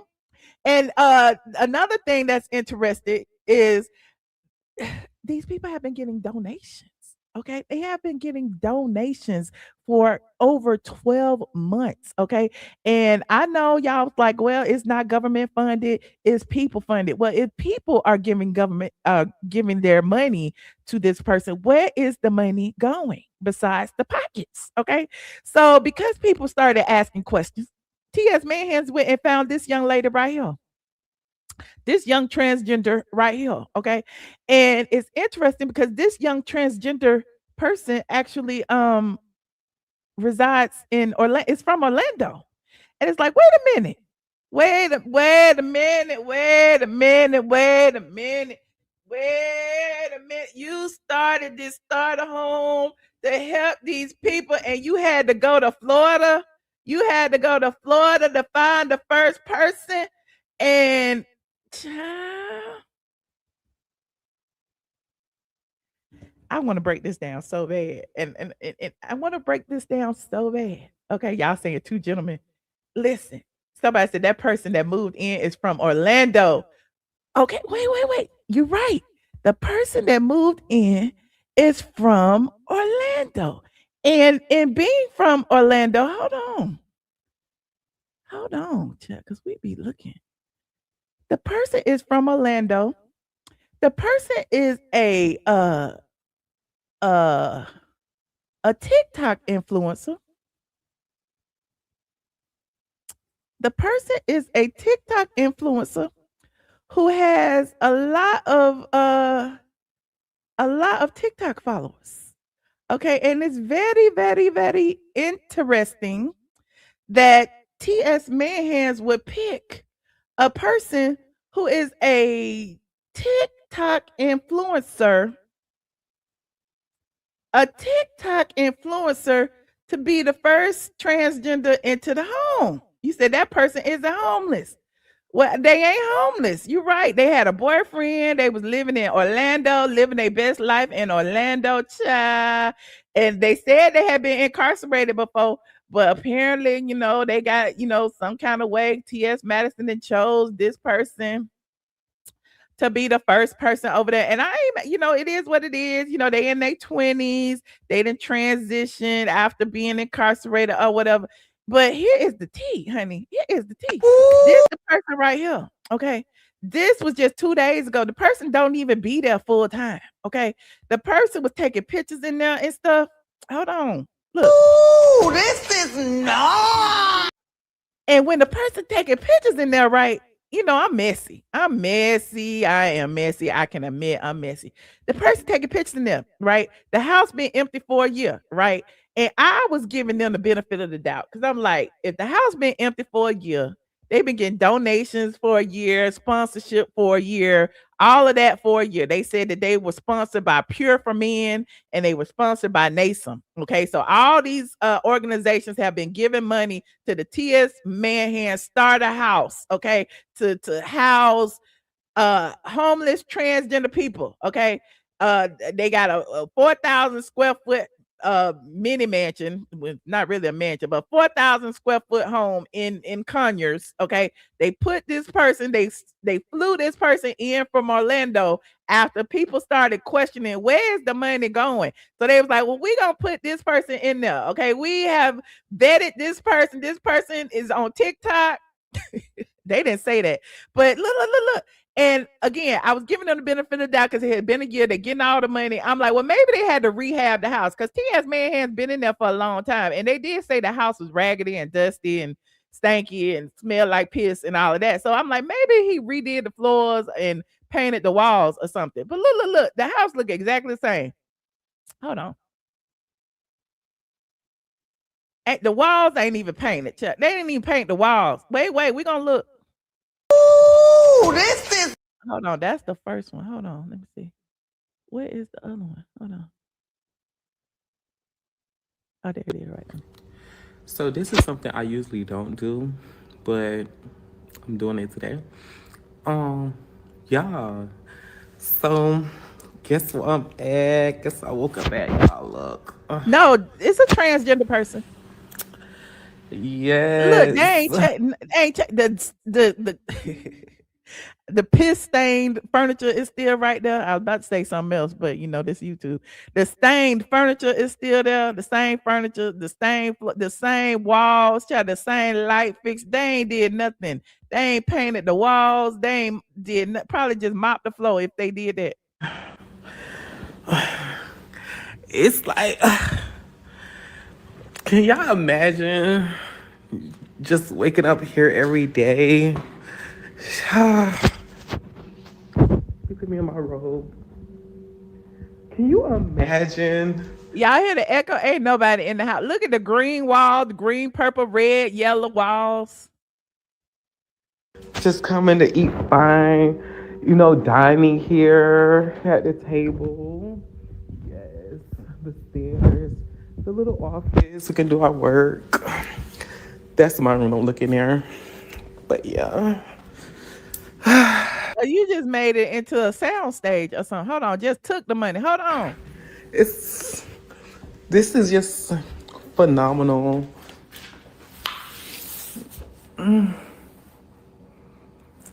Zamaya, how did we get here? Sometimes I ask myself, like, Zamaya, how the fuck did you get here? Like, and it's like, this is God's plan. God did this. Let me look out the window, make sure nobody ain't outside. But yeah, I ain't gonna do y'all full walkthrough, but just enough to get y'all the visuals, right? That was just 2 days ago. Okay, you said they got this. How you got here, sir? You're scamming. Okay, but wait. We gonna finish. I ain't even touched the iceberg. I'm skipping all around, but I ain't even broke. I ain't even finished, child. So, look. So the AJC had exposed that there's only been one residence in the house in the whole year. Okay, I know y'all was like, well, how y'all know it was just one resident? Listen. The AJC said it in the article. Hold on. I'm gonna show you there go him cutting the dang thing over a year ago, almost 2 years ago. There he go cutting the thing. And wait a minute, we're gonna show you the exact article. Hold on. Bloggers keep receipts, y'all. The bloggers keep receipts. Now, here is the AJC article. Okay, this is literally just press. Remember, I told you, like, who controls the media controls the narrative. Okay, so remember, I told you at first the Ashley Marie Preston person was the first person who wrote a little article in Forbes to push the narrative that the starter house was something big, and then they continue with their press. Okay, and so here is an AJC, Atlanta Journal-Constitution News, who pretty much outed the fact that they have been scamming for a year. Okay, it says inside a lavish 4,000 square foot home nestled in secluded area in Conyers. Y'all remember in my last video, I said ain't no bus route, ain't nothing out there. So if the person ain't got no car, is indigent, is homeless, how they gonna get around? How they gonna get some food? Ain't nowhere to eat. They can't walk to the store. Okay, it says on the living room mantel sits another poster, one signifying her current work, the T.S. Madison Starter House. Last year, T.S. Manhands announced plans for the Starter House along with her business partner, and this was written January 4th. So he can't say that Dominique Morgan is not sitting right there next to him, along with his business partner Dominique Morgan and National AIDS Education and Services for Minorities Inc. That's NASM, an Atlanta-based nonprofit that specializes in HIV/AIDS awareness and prevention. Now it says housing instability is an issue amongst the LGBT community, with 41% of Black trans people in the country having experienced homelessness. Now, you telling me they couldn't find nobody homeless over the past year? Y'all telling me that only one person's been, I'm not even finished reading. Hold on. So this, they outed this, what the AJC wrote. It says, what is the pressing issue that I can be a part of it, part of that I can lend my superstar to for my community? T.S. Manhans pondered while conceiving of the idea to repurpose her home of 17 years. Since its inception, the T.S. Manhans Starter House has raised over $250,000 through corporate and individual donors. It was empty for a year. It was empty for a year. So if this is, they're saying that it raised this through corporate and individual donors, but we don't know how much they actually got. Let me finish. Him business partner, Dominique Morgan. Again, this was January 4th. You know, Dominique been on trial for over a year and then just pled guilty last week to fraud. Anyway, helps amplify the home's mission amidst Madison's busy work schedule. Look, how is it they amplifying the mission but not doing nothing with the house? So what are they doing? Just putting it in stories on the internet? Are they just posting stuff? Are they just hired a TikToker to be in the house and post that they're living there? Like, I'm just trying to figure this out. Y'all let me know. I'm just putting the pieces together. It said last year Morgan was indicted in New York for allegedly stealing nearly $100,000 from the Okra Project. Morgan said the case doesn't impact her commitment to the Starter House, adding that the work speaks for itself. So, yeah, like if you go through all of it, this was literally just a photo op. Okay, the space, which officially launched in March, is a re-entry home for formerly incarcerated Black trans women or those previously engaged in sex work. It is an essential mission that reflects T.S. Manhan's life story. So this was January 4th. This was just last month. They said in here that the home launched in March of 2025, and y'all remember I was talking about it in 2024. So make it make sense. They I don't know what they're doing. It says the Miami-born actress, not an actress, child, and former sex worker was unhoused when they moved to Atlanta over 2 decades ago. Now, T.S. Manhans bought the house in 2007 and now serves as the starter home after making his first $1 million. Okay, that's what he say. It says now the home, which bills itself as a sanctuary for Black trans women in ATL, is hosting its first resident. Now, they outed T.S. Manhans. This is the first person that has ever lived in the home. Okay, this is from the AJC. This is not a made up story. Nobody's sitting here saying, oh my God, y'all are targeting T.S. Madison. No, we not. The AJC pretty much said it right here. Okay, they've been open for over a year and a half. They have collected $250,000 through corporate and individual donors, and nobody's been in the house until January of 2026. I think they moved in December after Christmas in 2025, but even with that, it's been a year. So this is Zamaya. Zamaya Esters is the only resident at the T.S. Manhans Starter House. Okay. And I just showed you Zamaya over there on the TikTok. Okay. Now, child, this is a mess. Did y'all know this was a mess? Hold on. Let me go back to Sandra's page. Cassandra got it all noted out for us. Shout out to the blogs who be blogging. I'm gonna go back to blogging one day because I live for it. You said if the need for housing for homeless transgenders is so great, wouldn't that house be JC? Somebody y'all tell me. I would think that would mean that there were several people within the Atlanta area that could have benefited from some type of housing, even though Conyers is far and not near nothing. They literally flew somebody in who is a resident of Orlando. Okay, like I'm trying to figure this out now. Hold on, let's finish reading, child. Let's finish. I'm gonna read the article. You said this is a lie. It sure is. Okay, so hold on. So it says the Atlanta Journal-Constitution inadvertently exposed T.S. Manhans for housing only one homeless trans person in his Atlanta starting house. started a house. Man Hands claims he donated the house to help homeless trans women transition to permanent housing, but Man Hands' name is still on the deed for the house in Conyers. Man Hands told Forbes, when I first came up with the idea to donate my first house to charity, you see that?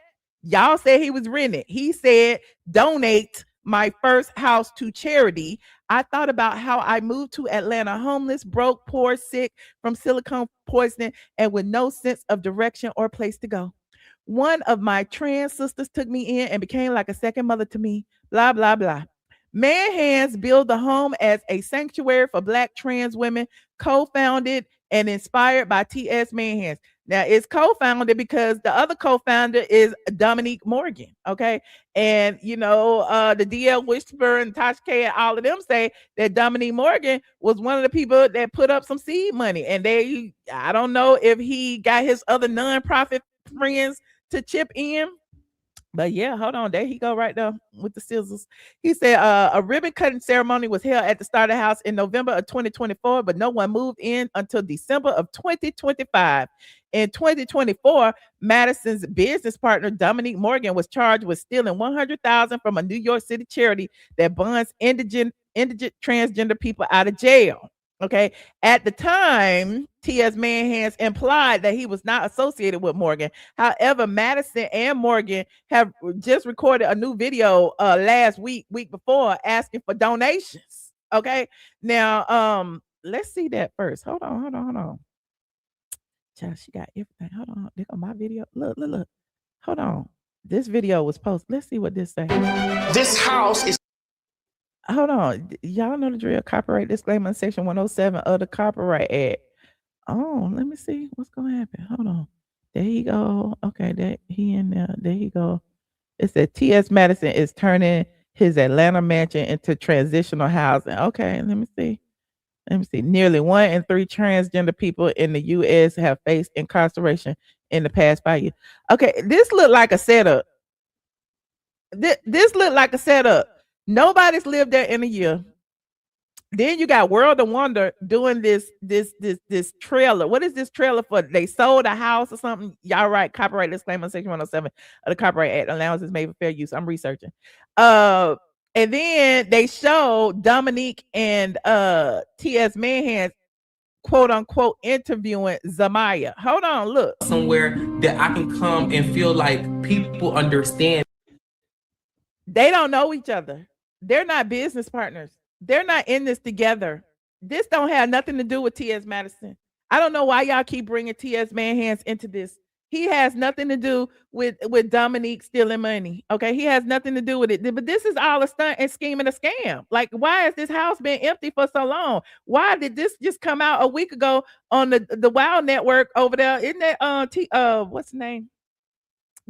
RuPaul and them in the Wild Network, in that RuPaul and them, they just sold the show to RuPaul and them about a stunt and a scam, a house that don't have nobody in it. So they had to go find somebody to put in it. They just moved into it last month. And so then they put this video out. What did they have to do? Sell the show idea first? What happened? Not just the prison girl. Just hearing her say that all I need is a stable place to lay my. All I need is a stable place to lay my head, even though she a TikTok influencer with 50,000 subscribers over there on TikTok. She be over there going live on the TikTok. She been a TikTok. People know her from TikTok. If you go and look up under the comment section of this video on Instagram, people are saying, oh, that's Zamaya. I know her from TikTok. That's how I found out the girl was on TikTok. But I mean, people can be homeless and be on TikTok though. But you flew somebody in from Orlando. You tell me you bypassed all the homeless transgenders in Atlanta for this. I had to start over again to do right. The girls could thrive here. Child, how you stealing from your whole community? 2 big burly gentlemen. How are you stealing from your own community? I thought you were supposed to be helping the transgenders. Community leaders and advocates. They said that cis women They be turning away the transgenders from the homeless shelters. That's what they said. And they said that the cisgender women get accepted and the transgender women get kicked out. And now they open you see this, a safe home for Black transgender women. They was on the ANF network and everything. They compiled all of this news footage. They had a media day and everything. They had all of these media people thinking that this is a legit organization. And I don't believe it is. Marking the day with the grand opening of the T.S. Madison Starter House. It is a new reentry home for formerly incarcerated. So why is it that the person wasn't living there immediately? Why it took a year to move in? Transgender women. The new facility acts as a safe space for women returning to the community. Now you can bring in the power of the TS. And they taking pictures like all these people was in the house, but all of this was on the media day. Amplify. Transphobia affects all women. Hi, I'm T.S. Madison, and I am one of the founders of the T.S. And they still begging for money. Where the money going? Madison Starter House, along with Dominique Morgan, who partnered me. Along with Dominique Morgan. Y'all said that they're not partners. They're not partners. When did this video come out, child? Is this a new video, old video? Y'all said, oh, this is a new video. This came out 2 weeks ago on Wild Presents. Okay, it came out 2 weeks ago. It's on YouTube right now. I'm looking at the thing. Okay, let me finish. With NASM Inc. It felt like the perfect partnership. What they wanted. Partnership. You said deceiving vid makes it look like these are all residents. You want to see? I'm gonna finish playing it. Hold on. You said transphobia doesn't affect me. It don't affect me either. To make happen what Madison had at her disposal. You see this? Remember I said he who controls the media. T.S. Manhands that went on Tamron, got Tamron talking about the starter house. T.S. Manhands that got somebody to write up an article in Forbes. T.S. Manhands got Wild Presents buying a show about the T.S. Manhands starter house. And wait, I haven't even gotten to where they're asking for donations on this government funded website. Hold on, I ain't even got there yet. Each time a young trans woman is incarcerated, her chances of returning to prison increase. Where is the people? Why they ain't staying at the T.S. Manhands house? You said it's called a grift. That's what it's called. And look, they make it look like all these people. That ain't even his house. Is that his house? I don't know what they doing in here. Community that I'm a part of is. Oh, that must be that's the dungeon where all the porn people was writing on the wall that Kaya backed out of. In dire need of housing and education and reform. You said this too much. Most exposés are, friend. I mean, just take the information and do with it as you will. I can't convince y'all one way or the other. Yeah, you know, people you love, you gonna love. People you hate, you gonna hate. It is what it is. The only thing I could do is deliver the information. NASM has been around for 35 years. It has. Okay, so now they talk about NASM. This is a government-funded organization, is it not? You know, people were saying that T.S. Manhands was over there on Twitter saying they don't get funds from the government. Service the queer community, Black gay men dealing with HIV/AIDS. And so this was their first take on doing. So you got NASM involved, you had some more people involved, but you know, listen, I got some more tea. I have to spill that at a later date, child. It was some more nonprofits involved that Dominique had actually solicited several of his nonprofit friends, and some of them pulled out because Dominique wouldn't answer certain questions. Okay, so don't think this over. This is a continuing story. Something with Black trans women. Bitch, this is here to get. Look, left them old shit stained sofas in there. Look at that. Their life together. Didn't even paint the walls. Got the same old curtains on the wall. You didn't even bother to do nothing to the house, and you been get $250,000. What'd you do with the money? Get yourself together. I hear girls saying that all I need is to power up. The girls say that. Why the girls ain't in the house? It ain't but one girl there. You said now he donated the house of horrors to his community. Child, so many spirits in that house. Somebody called the IRS. You sure they watching? I'm sure they watching. Hold on, we watching. What else it say, child? I'm trying not to get flagged. Hold on, let me see. Child, look at this big monster. Child, what is this monster talking about? That we're having is raising money. Oh, he having a problem raising money. Child, he done got $250,000. He got $250,000, and now he on the Wild Presents Network begging for money. He said he is having a problem getting money for this house that ain't got nobody in it but one person, and they just got there last week. What will it look like if the T.S. Madison Starter House is now closed? Child, what the heck? Look, they ain't even paint the wall. What is this? Blue, yellow, red, purple? Because we cannot What? Why it's got so many colors in it? sustain the project. It is urgent. Oh, he begging.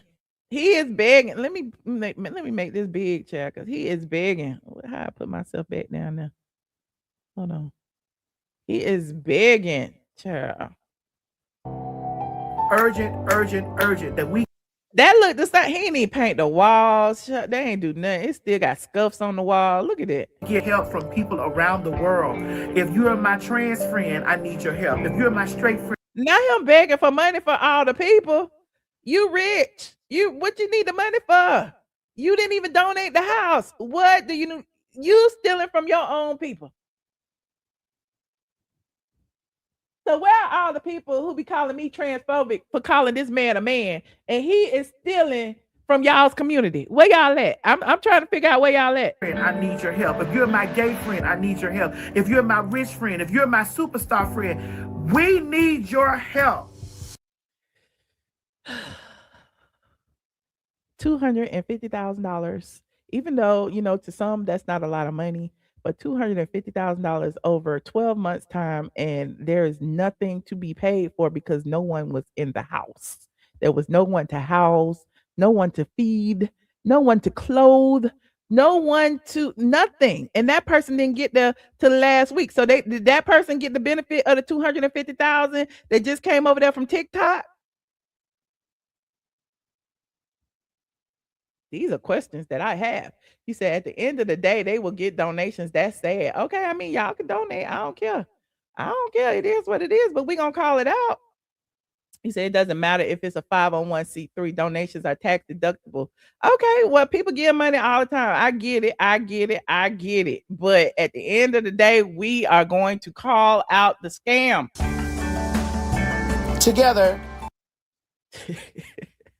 Together for just $1, you can support a homeless trans person that will never, and we're gonna make up their name and put them on these documents like Dominique Morgan did. We're creating a sanctuary where Black trans women can access the resources, stability. For only $50 a month, you can support a homeless trans person to stay in the T.S. Manhattan Starter House, and we will make up their names and put them on the documents so we can get paid. And care they need to thrive. With support from Pure. Look, he got support for Pure for Men. He already got, how much money was that? He already got $25,000 for Pure for Men. Pure for Men and our partners at. I thought they was women. Why they getting Pure for Men? Okay, and then you got Nason over there. Hold on, I ain't even got to them yet. We've come a long way, but we can't do this alone. Please. Now they're asking for you to donate monthly, 25, 50, 100, 100. Y'all go donate if y'all want to. Donate, spread the word, and stand with us.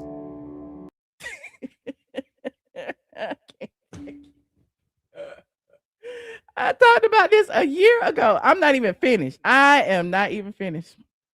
We just getting started. I had put the link in the chat if y'all want to call in. But look, hold on. I ain't even finished. Hold on. So I showed the little video. Okay. Now, as you know, Tasha K did a video highlighting the potential fraud, re-highlighting it. Okay. And you know that T.S. Manhattan had his attorney send Tasha a cease and desist. Now, when T.S. Manhattan sent that cease and desist, Tasha K hadn't even went live yet. And it's not like these accusations had not even already been flying. They had already been circulating, child. And Tasha posted the video anyway, and it's gone. Okay, but the gag is, and this is according to Sandra Rose, the AJC wrote enough information to expose Madison for hosting only one resident in the starter house since 2024. It was already in black and white on the Atlanta Journal-Constitution.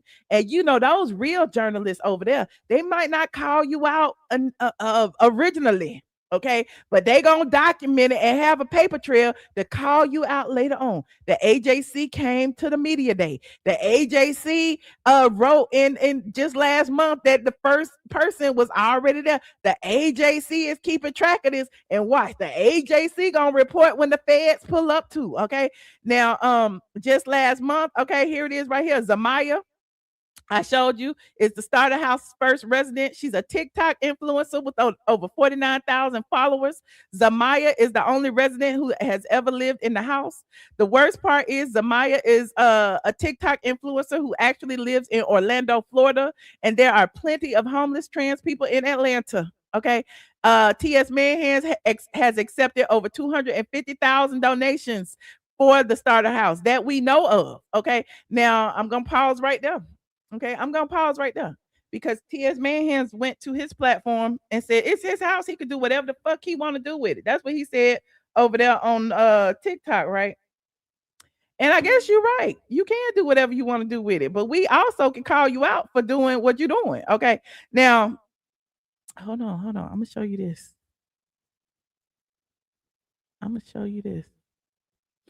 Because he also said that he don't get government funding.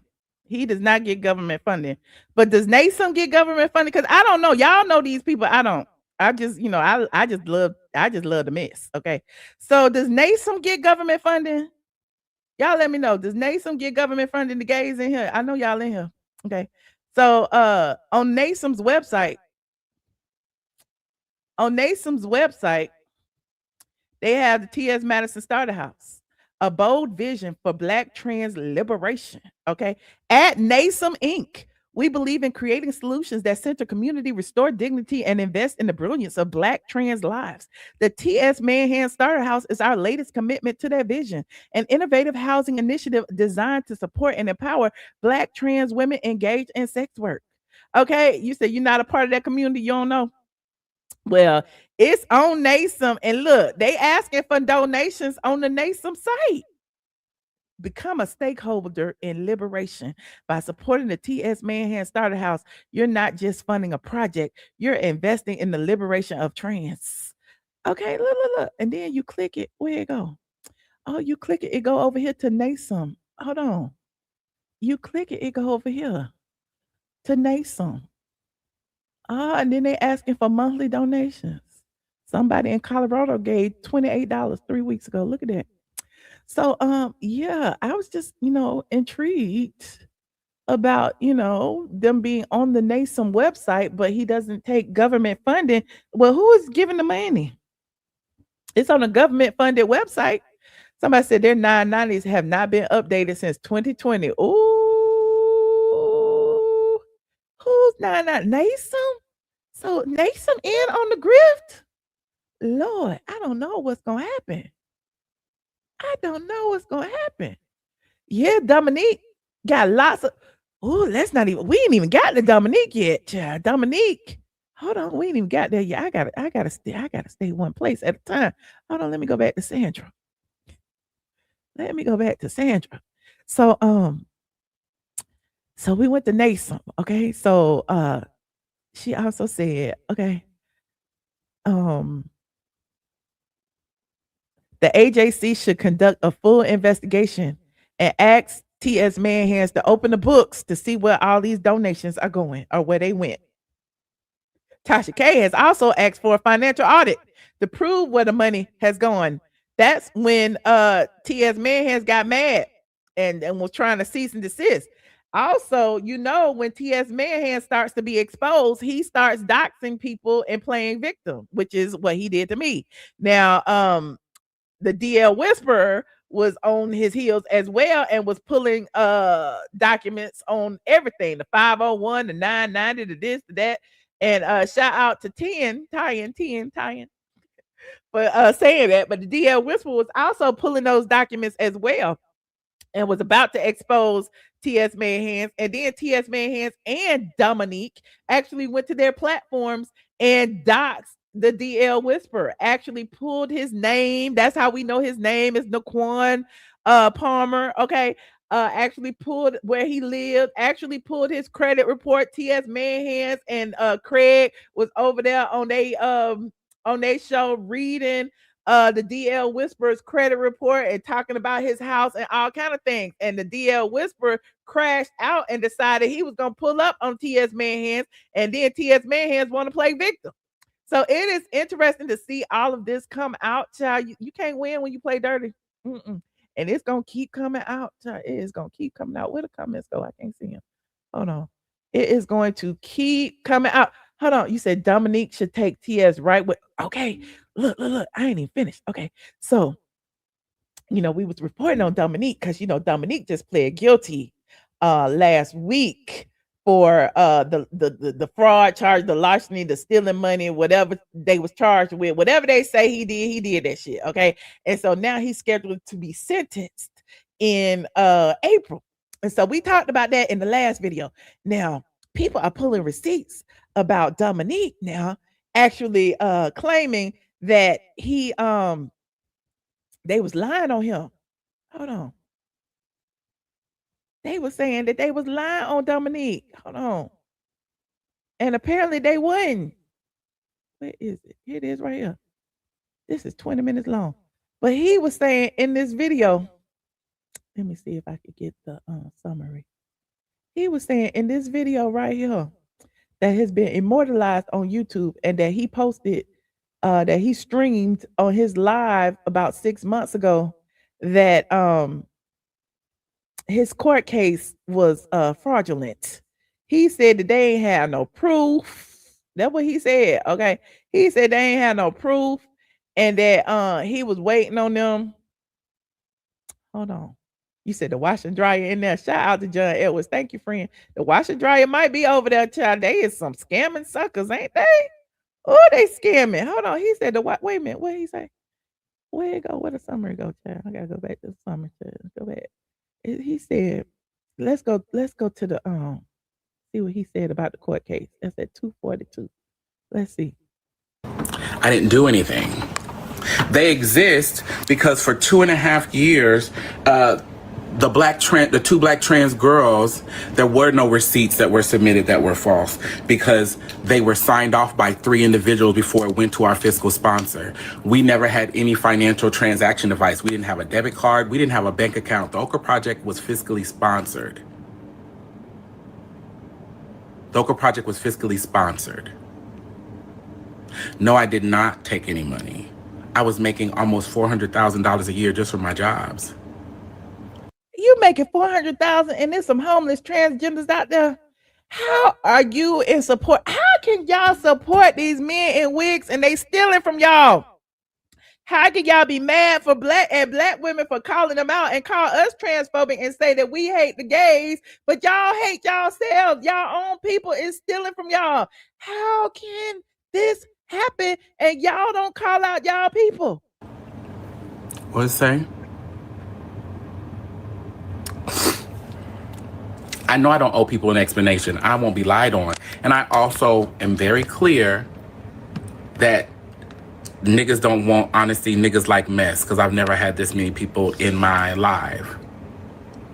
I'm going to discuss it because I have discussed it, y'all. I need y'all to know that this is not the first time. The case they keep delaying the case. We went to court on December 18th. And I walked into court and they offered me 3 months probation. I thought I stole $100,000. And now he has pled guilty in February 11th of 2026. So in December he wouldn't take no plea deal, and in February he accepted. He pled guilty, and now in April he gonna get charged. So I guess he over there packing up his apartment.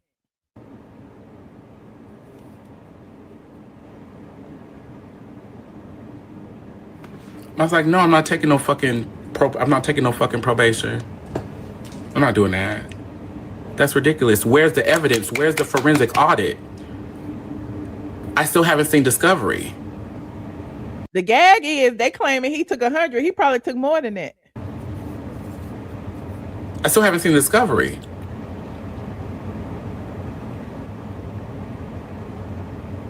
This has been 3 years. This has been 3 years. So then there was court on February 5th. They told me I didn't need to go there. They had court on March 5th. Then they pushed court to June 11th. 2 days before court, my attorney, who I've paid for, because Lena was like, oh, we're fundraising to pay for it. Bitch, are girls slow?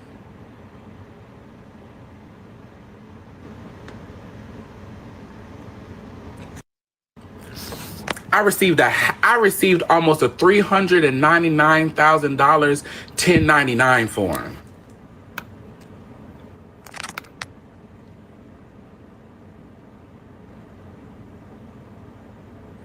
So you're gonna have to walk it out. You're gonna have to walk it out. And for me, that means that, yeah, you can go in there and see the court date. Bitch, I don't know in what world you think a bitch like me, they gonna let me get away with some shit like that. They didn't. So, here's the thing. You get paid like that, but people need to realize, so they put every fucking thing that we had, like. So basically, he's saying that the Okra project actually weren't good with their finances. They said they had $4 million. They were getting in donations and contracts and grants and everything. So I guess he figured that little $100,000, they weren't gonna miss it. Like reimbursements for tickets, they put that all under earned income for me. But also, I need hoes not to play with my motherfucking resume. And furthermore, what I want to also say is,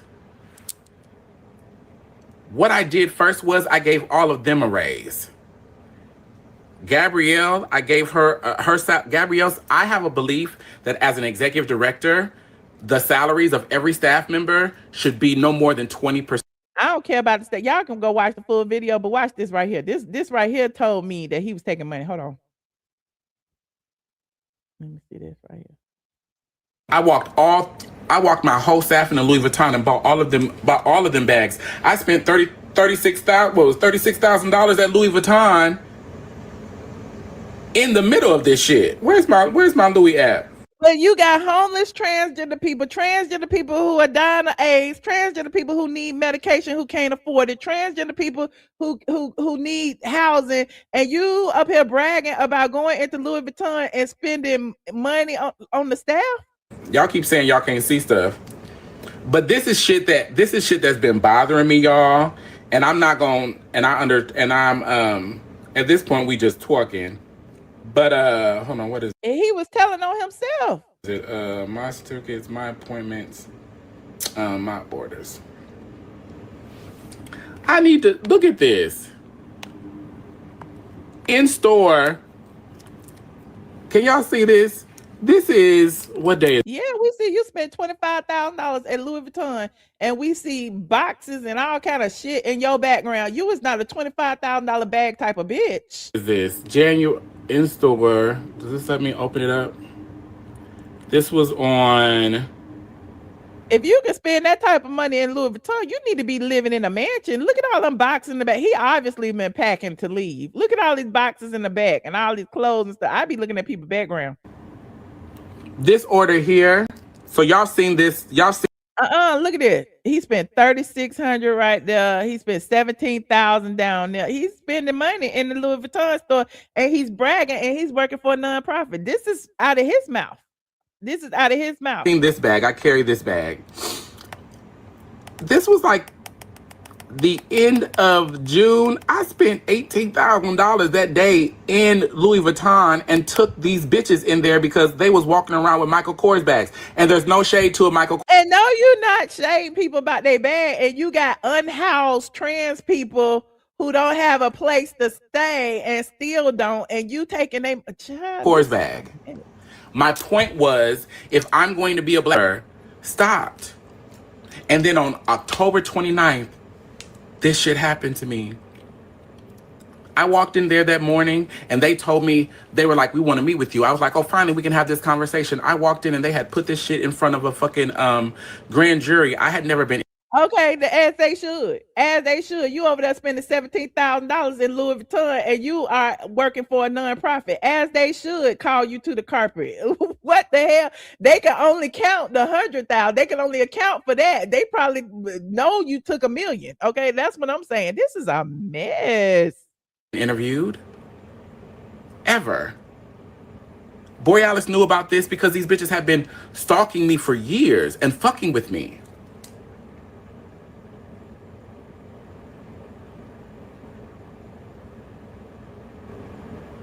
I need y'all, like, y'all can look the shit up.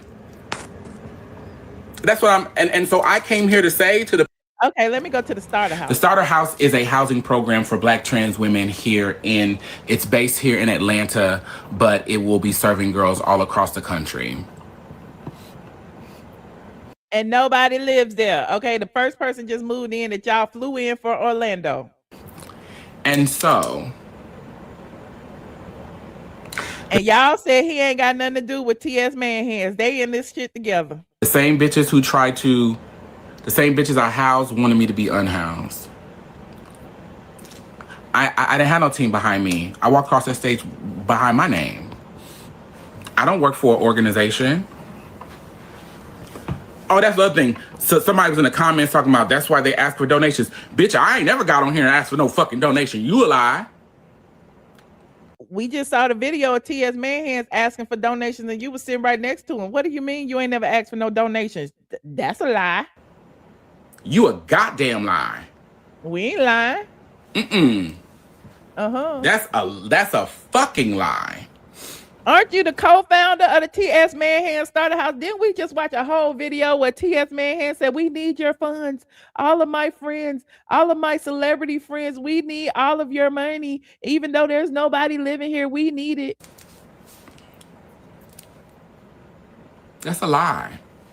Click the link to call in. And again, it's not,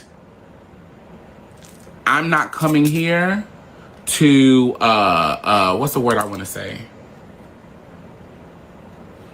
What I learned in the last 10 months is, and this is kind of some of the shit I was talking about with Laverne, when people were like, well, Dominique, like, because I know what it's like when everybody is dogpiling on you and they don't know what the fuck is going on. And Anyway, y'all can go watch the video. And it's interesting to me that he decided to transition right after he got fired from the place.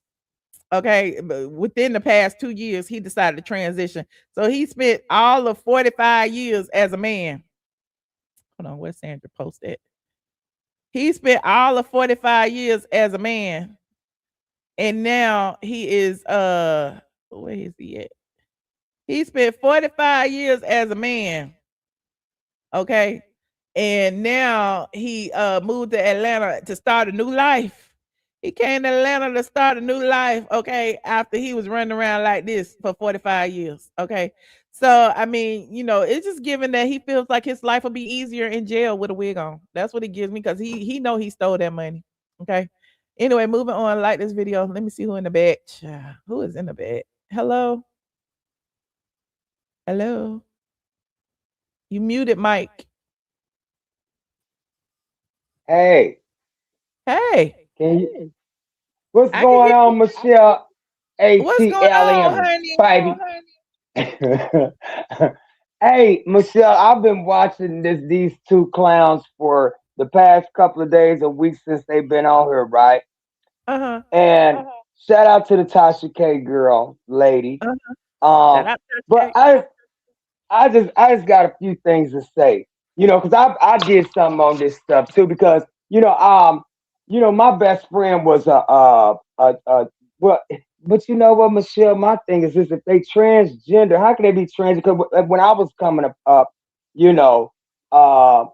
were called drag queens, sissies, the gaff word, just turn it around, and punks. Isn't there a difference like between someone who wants to like live their lives 24/7 as a woman and someone who dresses up as in drag for like shows or whatever? Isn't there a difference? Well, when I was coming up, I left home at 15 and my best friend, Marquita. He was he never came to me like that. So people need to stop having misconceptions of homosexuals, people that live the alternative lifestyle, because being that he was, they might try 3, 4, 5, 6 different times, right? But if you stay firm, like he didn't, because he was more like an uncle or so to me, you know what I'm saying? And so he didn't come at me, but his friends would try, and then she would let them know, now if he beat your blase woo skippy, that's gonna be on you. So then they just stopped trying. But so people need to get that, huh? Differently though. They be mad at they Well, be trying to browbeat us into submission. but no, hey, look, Mr. Webber, yeah. But look, so Yeah. when I was coming up, I'm 54 years old. I'll be 55 October. And it was one of Marquita. Her name was his. I see they be getting me confused, but he didn't. He wanted to be called she, but I knew he wasn't a she. You know what I'm saying? But I'm gonna give him her props, because I respect her. She's passed away now. But she had it was one named Miss Diane. We called her Miss Diane. Now she went years ago, I think, to where they went overseas, somewhere, to Mexico. I think they went back in the late 70s, early 80s, and got the real thing. But back then, they could, I'm gonna try to say how I could say this the best I can without being, Just say it. Don't be explicit. but Just say what you say. but back then I was hustling, right? And Uh-huh. they taught me a lot. Do you understand me? Taught me a lot, Michelle, and that's on real. That's why I say if I seen somebody, like a person claiming to be straight and go attack them, I would be in that, because I was raised around that environment at that time. You know what I'm saying? So I have no disrespect for people that live that lifestyle. Now I don't know the alphabet. All I know is they homosexuals. I'll say that, okay? Because I don't want to offend nobody, because I left the GBTL. You know what I I'm love saying? the older gays because they respect everybody. I get it. But it's like these younger gays be wanting to browbeat everybody into submission and act like, I don't know. I just feel like if everybody respects everybody, we can all live a happier world. Like y'all respect us, we respect y'all, and that's the end of it. But to me, especially on this internet thing, like even with the TS man hands and the blah blah blah blah blah, he don't respect women. That's why I don't respect him. But Yeah, anybody that gives me respect, I'm gonna call you she and her. I don't mind. I yeah, don't really care one way or the other. It don't phase me. But and I get it. A lot of people like, I'll never call them men, men. It is what it is. But T.S. Madison says the most derogatory things about women. He was just making fun of Tasha K's being touched as a child, as if she yeah, had as if she had control of that. I don't that kind of thing. That's a dude, because a woman would have yeah, more empathy than that. There ain't yeah, no way you a woman, not even pretending to be a woman, that would make fun of a little girl getting her innocence yeah, taken away. That's crazy. That's yeah, insane. yeah, yeah. But back to our transgender deal here. Like I Mhm. said, the one named Miss Diana, I just saw her. Her name was well, I ain't gonna say her name, but it was a boy's name, but they changed it to a Nial, Melvina still. Um, Mhm. it was Melvin at first, but I could say she, because I just saw her at this gas station gambling about 2 or 3 months ago. And Mhm. she's the only one that's real still standing from that generation that I grew up under. You know what I'm saying? And when I first seen this one has a real JJ, a real one. Mm. Um, she used to come over there and stay with us, me, Marquita, and Shannon. Shannon and Marquita, they still had their things, right? But Mhm. Diane, Miss Melvina, had the real thing. Like I said, she, used to work the streets and stuff, similar to the story that the the TS persons, went through on the streets and stuff. The other ones I was around was hustlers on the street. You know what I'm saying? And I make a lot of money, but it's not Mhm. about me tonight. But look, Okay. so uh when she went over to Diane, Miss Melvina, well, she go by Diane now. But Miss Diane had went over to Mexico and got the thing, tucked or however they do it. I don't know. I couldn't believe it, because I was only 15 years old. Because I'm like, you Okay, where still we sound going? like Where we going, Mike? Where we going? Land the plane. um they still I mean, they spend all that money and still got to get done, and they where the stuff comes out the back. So you think T.S. Man Hands was taking this money to get surgeries? Where the money go? Okay, let's get back on that. Now, Please.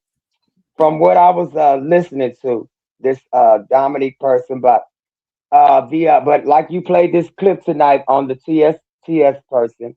Uh-huh. I mean, that's nothing but fraud written all over it. At first you say that you didn't have no what you call it, no type of dealings or relationships with this Dominique individual, but the facts are to remain the same. So do we trust and believe anything that you say in the future because of the simple fact you came onto your platform or whatever platform that you came onto, I don't know, person. If I wanted to donate to your organization and then all these different receipts are coming up and they're not allegations, they're facts. You know why they're facts is because they're coming out of your mouth. You know what I'm saying? It's not coming out of Michelle's mouth. All she's doing is reporting the news. You know what I'm saying? So all Tasha K is doing is reporting the news. All anybody else is that's on to you that know now that you are looking to be fraudulent. Can you answer this to me, TS? Why would I support you and give you anything? And being a person that grew up around people that lives the alternative lifestyle like yourself, and I take that to heart because that's a dagger in my face because I love the community, you know what I'm saying? Not that I participate, you know what I'm saying? But I support them in any way that I can, but all I have to say is this: you wrong, you raunchy, you funky, and it don't smell good. You know what I'm saying? Because if you coming on her and then that, like somebody said, the two nonprofits came, like the Dominique individual supported your starter house, and your starter house is allegedly a nonprofit. It's not allegedly because that's what you said. So if they're if the Dominique is whom is a nonprofit is going to support your nonprofit, I didn't think it worked like that. So can you answer that for me, Michelle, please? Because I don't know. Just answer that for me. How does that work? Can that happen? I don't know how it works. I'm just trying to figure it out. Oh Well, thank you Lord. so much, Michael. I appreciate you calling in, friend. You welcome, sugars. All right. Have a good one. Hold on. We got Keontae. Keontae, what's up, friend? Hey, Michelle, girl, I'm gonna speak for the chat real quick. Mike, that was too much. You was losing the plot, babe. You was losing it, babe. I was like, oh my God, Michelle, come on, girl. Put me up here. I want everybody to have a moment. You know what Yeah, I'm okay, saying? but I'm not. that was a long moment. Just like Yeah, this he had to moment go has around finally the way. come That's where okay. TS is. I'm that way too. That's why I understood. But yes, Michelle, Look, when you I get have a to a few certain things I want age, to say real you quick. don't know how to stay on track. You be over there, and I get it. So Okay, yeah. well, I'm gonna stay on track. I got just a few things I want to say. First, I wanted to say I've been watching you for a long time. Love the content. Thank you. I feel like my opinion on this whole Dominique and Timothy thing is, what happens in the dark always comes to light. He's been doing fraudulent stuff for a long time, and he's been trying to cover it up by making friends that are celebrities or people with names or get on shows or have the LGBTIAQ plus community be on his side. I'm part of the community. I'm bi, just saying. So I don't have no biasness towards anyone, but I see through a lot of the scandal that these trannies be doing to make themselves look better in a lot of these situations against women and against others.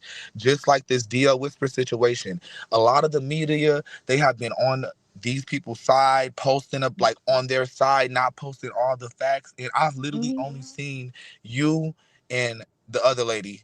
I ain't gonna say the name, Okay. but You can say the it. other It's fine. lady, talking We about it. cool now. And You can say her name. okay, Tasha K. So you and her, like, y'all been the only outlets for real that has been posting about it. And if you Yeah, peep, because I don't like. That's why I said he who controls the media controls the narrative. That's now why I listen to started with the this. Jesse Now listen Jackson to back this. in the day. He was in front of the cameras because T.S. Manhands is not to compare him with Jesse Jackson, but at the end of the day, he's getting his friends and all of these people, the Gay magazine, the Out magazine, the Wow, the this to report things from his perspective, even the Shade Room. And He did listen, it to I was just gonna me. say that. Listen. Yeah. You remember 2 years ago like recently, TS was going on rants about the shade room. Oh, they never post me. They only post me when it's negative. Ever since, mind you, not when Flame just went on there like a few days ago. Ever since Flame went on there that one time, TS has tried to make it his business to get on there, to get cool and connected with them. And now look at them. Now they in bed together. Now they're posting content about him in a negative way towards Naquan Palmer, which is the DL whisperer, to put TS in a light of he's such a good person. But really, you've been doing this scandal for a long time. Yeah. And it's just so crazy to me. And Michelle, I ain't gonna lie, girl, I be watching your content every day. And I'm so happy I caught your live to just watch it live. I caught it a little late. I just got here like 30 minutes ago. Child, we went through, I didn't even think this live was gonna be this long, but I had to go through the rabbit hole. Girl, that's Mike, girl. But yeah, girl, I'm gonna keep watching in the chat. I'm gonna let somebody else join. I love you down. Love you so much. Love your content. Love you too, friend. Thank you for watching. I appreciate you. You're welcome. Have a nice night, babe. You too. Bye-bye. Hold on. Shout out to Keontae. Hold on. We got Katie in the building. Oh, Lord. You know Katie about to read. What's up? Hey, Katie. How you doing? Hey, girl. You know I love you. Listen. Why they always trying to erase us? They ain't got to erase us to be them. True. That's true. And I'm so glad you and Tasha K is cool now. Because this trying to split up my time between y'all two queens was driving me nuts. Well, I mean, it don't matter if you catch me live. If I'm live when she live, it don't matter. We cool. You can watch everybody. I don't even try to take y'all away from Junkie. If y'all want to watch Junkie, watch. No. Don't do me, Michelle. Don't do me. Don't send me to the Junkie now. For everybody. I get it. And if y'all ain't watching them, how I'm gonna get the tea? I only go over there when I'm clowning them, when he's saying something about you. If I hear somebody will send me something and saying he on you, and then I go over there and get in there and windmill for you. But other than that, I don't want to be bothered with him. He don't like black women. Call me Foodie. I always have people in my DM. Call me Foodie. Text me, or not text me, was in my Instagram DMs earlier today around 8 something, said, now why, wait a minute, where you go? Now, why is Junkie live and can't stop sniffing? See what I'm saying? Like, how would I know the tea if not for y'all? I'm telling you. And it's a couple, it's another person that's a blogger that was shouting you out too. He was like, now, I don't know her, but she be telling the truth. That Michelle ATLien girl. Like that Michelle. So I'm like, and I'm in this chat. You right. She don't mind you getting her information long as you shout her out now. Yeah. You're like, I'm always gonna give credit. But Michelle, I try to give credit wherever I get it from. So I'm like, it's only fair. Give me my credit.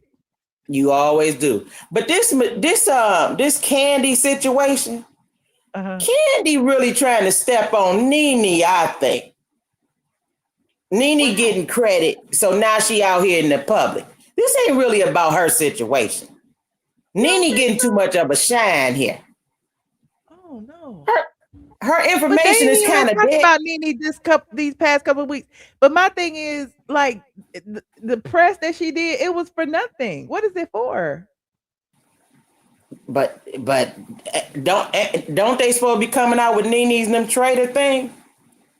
No, not traders. It's girls trip. But that ain't until like November sometime. We don't even know when it's coming out, child. Keep me up on it, because I don't want to miss that. I want to make sure all my TV's on it. Because the Atlanta Housewives is gonna come first, and then the girls trip is gonna be after that. Oh, we don't even know when Atlanta coming. You know, I think somebody said it's gonna be April, so we'll see. And Michelle, before I forget this, I want to talk about this daddy of Fantasias. What's wrong with all of these family members? Always got something to say about the person that's making the money. Where was he at when that girl was? Where was he at when that girl was broke, and her old man was beating her up when she? You know what I'm saying? Where was he at then? He wasn't out here in the public then. I said that the So other night. I said Fantasia clearly has daddy issues because she's always chosen questionable men. You know what I'm saying? So, maybe he wasn't around with her mom. I don't know where the man was. The man said Fantasia lied on him too in the book. but that But that he mug shot but he ain't also lied. said he didn't sue Fantasia. He sued the publishing company. And then when he won from the publishing company tried to sue Fantasia, so he withdrew his lawsuit. That's what he said. That mug shot ain't lied, Michelle. That the DV mug shot. So if But her you, husband got several mugshots too.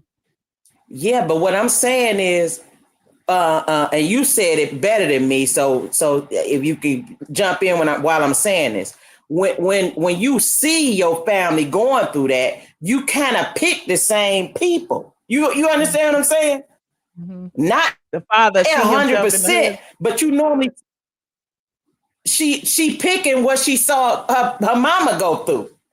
Mm-hmm. You getting what I'm saying? Allegedly. I get what you putting down. I get it. Yeah. So and he's I'm calling it out because and that's why I said two things can be true at the same time. He wrong as hell for going public with it, but at the same time, he probably telling the truth because he see himself in Kendall and he know Kendall has the propensity to do the stuff that he say he doing.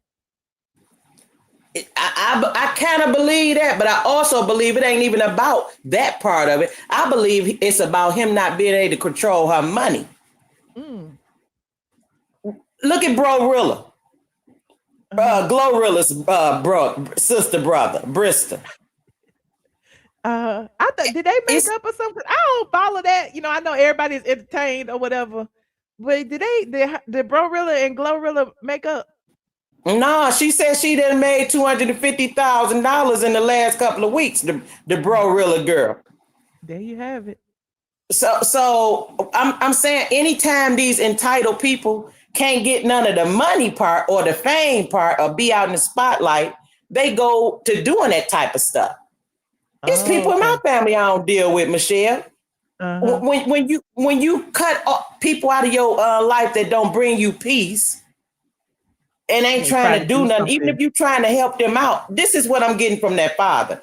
He ain't in control of Fantasia at this point. Now, I don't know what this man is doing with her or not doing with her, but I'm calling out his part in this. Like, he not in control of nothing. But he done already planted the seed, friend, because now that he done said something, now everybody looking at Fantasia and her husband sideways. You know what I'm saying? Like, you can't unring the bell. Now that he done said it, now I ain't trying to unring the bell. We gonna look at him sideways, but we not gonna let this person off the hook either. Because why is you coming out now when she done blocked you a long time ago? Yeah. And he over there on the baddest blogger page doing interviews and stuff. Child, he done responded to the response already. Whew. They addicted to the clout, Michelle. Look, I ain't got no page, but when the first time I came up here, I was loud, didn't know how to talk, happy to be on here. I'm happy to be on here now. But when you getting people giving you praise and all of that, if you getting what I'm saying, these people is out here looking for clout. Okay. And we here to catch it. But I'm just all the people following them and stuff. What they can't stop because he was over there going live on Facebook. Now everybody like paying attention to every time he clicked the button. You know what I'm saying? So it's interesting. And everybody ain't you, Michelle. Everybody ain't Tasha K. Everybody can't get up here and hold up a 2-hour platform with a bunch of people staying there. If you getting what I'm saying. Yeah. You get what I'm saying? Yeah. I can get up here and talk for 2 minutes and be cool. But what I'm gonna do for the other 58 minutes? I don't even see you. I'm looking at the clock like, damn, I've been talking this long. No, I'm just what I'm saying. I be going down the rabbit hole with y'all though. I was like really intrigued with the story. But it only felt like 30 minutes. Like you make it so interesting. Everybody, you get what I'm saying, Cher. I'm not trying to blow no smoke. I'm saying you great at what you do. Everybody can't just because you got a bunch of people following you for today, they looking for the crash out. We come over here because you entertaining, you make us laugh, you giving us information, you got receipts, and you just you. Mm-hmm. Thank you. I love you, Michelle. I'm gonna get off here because I'm running my mouth, but I'm just saying. Oh, I love you too, Katie. I live for you to call, and I appreciate you sharing with me, and talking about Kandi and all that, and spilling the tea. And you think I got you think T.S. Manhan's going to jail? Think who? I didn't, because I pulled up this thing. I said, you think T.S. Manhan's going to jail? Yeah, I think Scam Hands gonna do some probation. You see them on this government funded site? Is NASM government funded? I don't know. Y'all let me know. I think that is, but everybody trying to give him the benefit of the doubt. He's sitting right next to Shim. Shim and Shim is sitting there together. They sitting right there together, child. They thick as thieves, and just like you and Josh said when y'all was sitting there eating good and drinking y'all wine that day, which you had on the black and white. Y'all said, y'all said it back then, and I was sitting right up there listening and looking. I'm like, tell it, Michelle, tell it. I was still torn. I was perplexed. Like, how you donate a house and it's still yours, and then you brag about it's still yours. So if it's still yours, it ain't donated. Like, duh. And he act like other people don't own. He act like other people don't own houses. Like you done laid out a whole lot of stuff that mess people up because you a homeowner. You done rented. You own. Like every time they come up with a different scam, you debunk it. Yeah, you debunk it. Mm-hmm. That's why I love you, Michelle. I come for the tea, the real tea. I certainly appreciate you, friend. Thank you for calling. Okay, Michelle, knock me down. You know I still ain't learned the format. All right, no problem. Thanks for calling. You're welcome. Whew, this has been a long one, y'all. We talked about so much. Okay, we talked about Jesse Jackson. We pay homage to Jesse Jackson, the king of media before media was a thing. Is 111 in the ATL Make-A-Wish.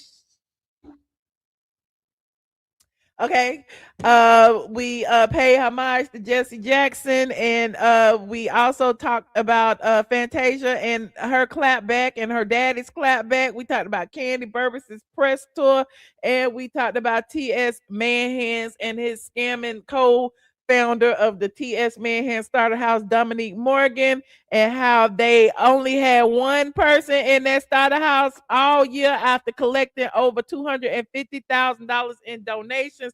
Where is the money? Why there was only one person in there, and why did the person just get there last month? Let us know. And then look, y'all need to watch this video again. That person is a TikTok influencer, child, with over 50,000 on TikTok, and be on TikTok just talking, child, been on TikTok. So they found this person, I guess, on TikTok and decided to fly them in from Orlando as if there are no homeless, indigent, formerly incarcerated transgender people in Atlanta. Okay, I'm just trying to figure this out. And then they got the Wild Network up here.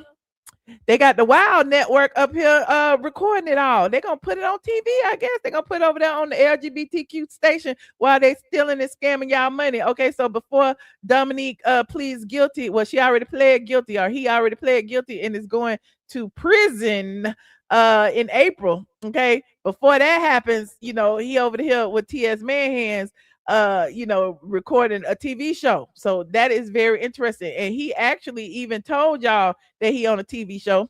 Okay. And then you got T.S. Manhan's over here first saying on the TikTok and on the Instagram that it's his house and he don't need your money, but then up here begging for money. Hold on, look at this. If you're my trans friend, I need your help. If you're my straight friend, I need your help. If you're my gay friend, I need your help. If you're my rich friend, if you're my superstar friend, we need your help. They need your help, okay, for this house that don't have nobody in it, okay? So they ain't got my money. Hey, Brian, how you doing, friend? Hey, what's up? I wanted to come and show my support. I have a very small audience, but I explained to them that you are the only one with quote unquote nuts to talk about this because everybody else is going to sugarcoat it. You know what sector I'm from, correct? You already know what sector I'm from. Everybody over there is scared. They talking about Yusuf. I don't know if you know about Yusuf. That's another story you might can cover. I What don't is know. it? Well, Yusuf got caught up with the underage and the grinder and the I don't charges. know who that is, But, child. baby, Toxic Diamond. I know you know Toxic Diamond. Okay, I remember that name. Yeah. Yeah, yeah, yeah. So Toxic Diamond is cool with him, and he's part of our sector. You went out free. I can't hear you no more. Can y'all hear him? Cause the sound went out. Brian, put a one if you can hear Brian, cause I can't hear him. I'm like, is it my speaker? I don't think it's my speaker. You said, Michelle, you To flip some. flop one day. Are They you? got him. Wait, can you hear me, or is that my Now I internet? can hear you. Now I can hear you. Now I can Okay. hear you. No, I'm sorry. That was my internet, but you need to look that up, and you might can get you some old change talking about. Now his thing, I'm not gonna talk about none. Look, I can't talk about no underage stuff. I need my money. Y'all can Oh, talk about it okay. over there. I don't get Okay, no yeah, you're donation. right. You're I right. don't You're fuck right. that. You're right. But I need I to just, keep my monetization, friend. But yeah, I'm you're gonna call out right. these transgenders. Well, I'm just glad that you're doing something that James is not doing. You know, he's cool with her. He came live and said that this is the scamming and begging sector where we was from, right? But look at your best friend. They are friends. Go to his community wall. You'll see them together, cheek to cheek, and But you know, friend in is a loose there. term. Friend is a So loose term. He's a fan. who, I know who. James? Isn't that a fan? No, you know who James I'm talking about, right? Spill it, boy. You know who I'm Oh talking yeah, about? I thought that was how they friends. They They look. are they are bosom buddies, Michelle. Bosom good girlfriends. And so the point that I'm trying to make is I'm glad that you're talking about this. He didn't talk about my dead mama. He didn't did all type of stuff to me, called me a scammer and this and that. And look at his friend. Look, and we ain't hear nothing from. He talked about my dead mama like a dog. They put up red shoes talking about my mama. You See, feel that's me? why I And can't deal with that sector. I can't. yeah, My hands are yeah, clean. I can't. They do too much. It's too much. yeah, Like because remember that sector was born during the whole T.S. yeah. Man Kaya stuff, and when Mm-hmm. that happened, he was putting my number on the internet and driving Wait, past my house. James put your No, number. no, no. T.S. Manhands put my number Oh, on the internet and was driving past my house and sending people to my house and all this kind of stuff and having people call oh, me on the phone. So, and I oh, had to get a restraining order, and that's when me and Kaya went together to get the restraining order, and we got a mutual one on each other. So, dang. all of this has been going on forever. So, I don't Uh, be trying to beef with these people. I'm I literally just understand. a blogger who spill tea and pull up documents to support it. And Yeah, I understand. when I did that with T.S. Madison back then, I was just getting to YouTube, if y'all remember. Like I was on my blog. And so because I was just getting to YouTube, he went and rounded up everybody, the Tasha K's, the junkies, the this person, the that person, and they were doing all of Uh, this content on me, dragging me as if I'm trying to insert myself into the T.S. Madison Kaya stuff when I'm just reporting on it just like everybody else was. My take on it may have been different because I'm a different type of blogger. Y'all know that. I pulled yeah, documents, court records, yeah. trademarks, all of that stuff. Other people weren't doing that. And because I did that and it lended credibility to what I was doing, he decided to like try to tarnish me by doing all that stuff. And I say all that to say he's doing the exact same thing to the DL Whisperer right now. Well, if you guilty, a scam is a scam is a scam is a scam. Allegedly, I'm not judging nobody. We all done took a piece of candy when we was or done something We from the pulling up grandma the cookie receipts, jar. honey. That's You all we know, doing. We pulling up the we receipts. And if all. they got all that free money, they need to answer for it. That's it. Yeah, you're right about that though, because we all pay taxes, correct? Big or small, we pay our tax. I got to file my taxes right now. Thank you, Jesus, and hope I get a little return, something back to go to the store. So, if he stole that money like that, and then the thing that gets me is these people brag. That's why I don't envy nobody. What's for me is for me. If I can't get it, I don't care because it wasn't for me, and I ain't never had it before. So I don't envy nobody because you never know how these people get what they're getting. They brag and boast to their audience and try to make it seem like they so much bigger than life and they living Mm. just like anybody else, child. And Well, I she ain't should calling have. no names, but you Well, know I'm what? gonna call it. I'm gonna call it. She should have took a picture of you because I can remember going back to your. No, not a picture of you. She should have took a page out of your book because I can remember going back to your earlier days where you was taking us to your Airbnb, cleaning it out. Why didn't she just do it that way? If you want to make money, why would you scam allegedly if that's true that you only had one person in that big old house? Because I was watching the video earlier where she went to the thrift store and she was. They, I guess they exchanged her cars or whatever. She was in a loaner car. That video. And she said, I'm going to the other house, the other house. And if you got it like that, good. I would never knock on nobody for being successful and growing, but don't brag and don't be doing shady, shisty stuff that got people looking at you crazy. So this goes back to me saying, I'm glad that you talked about this because I watch you in your bushes. I don't be watching Tasha K. So I would have never known this stuff to happen like this. And I'm glad you're talking about it because some people are scared because they put her as the face of the of the community, and I, even though I'm part of the community, that's not my community. All your rights are not all my rights. I might think differently. I don't think that certain people should be playing in women's sports, and I have different views than the rainbow community, and I don't care what nobody say about it. I'm a individualized, period. So I was just happy that you're talking about this, and I say stay on her neck because she was in the bathroom with the maxi pads and all these are fish and all in the video. I'm cooking my man some fish. He want like trying to inside joke it, like girl. First of all, a real woman is shaped naturally. Not all that enhanced, hard to walk, breathing hard to walk. It's all that silicone multiplying in your. Because when you inject that silicone in your body, it increases every time you eat. It multiplies, and that's why you get all the goddamn side of a mountains on the side of your leg.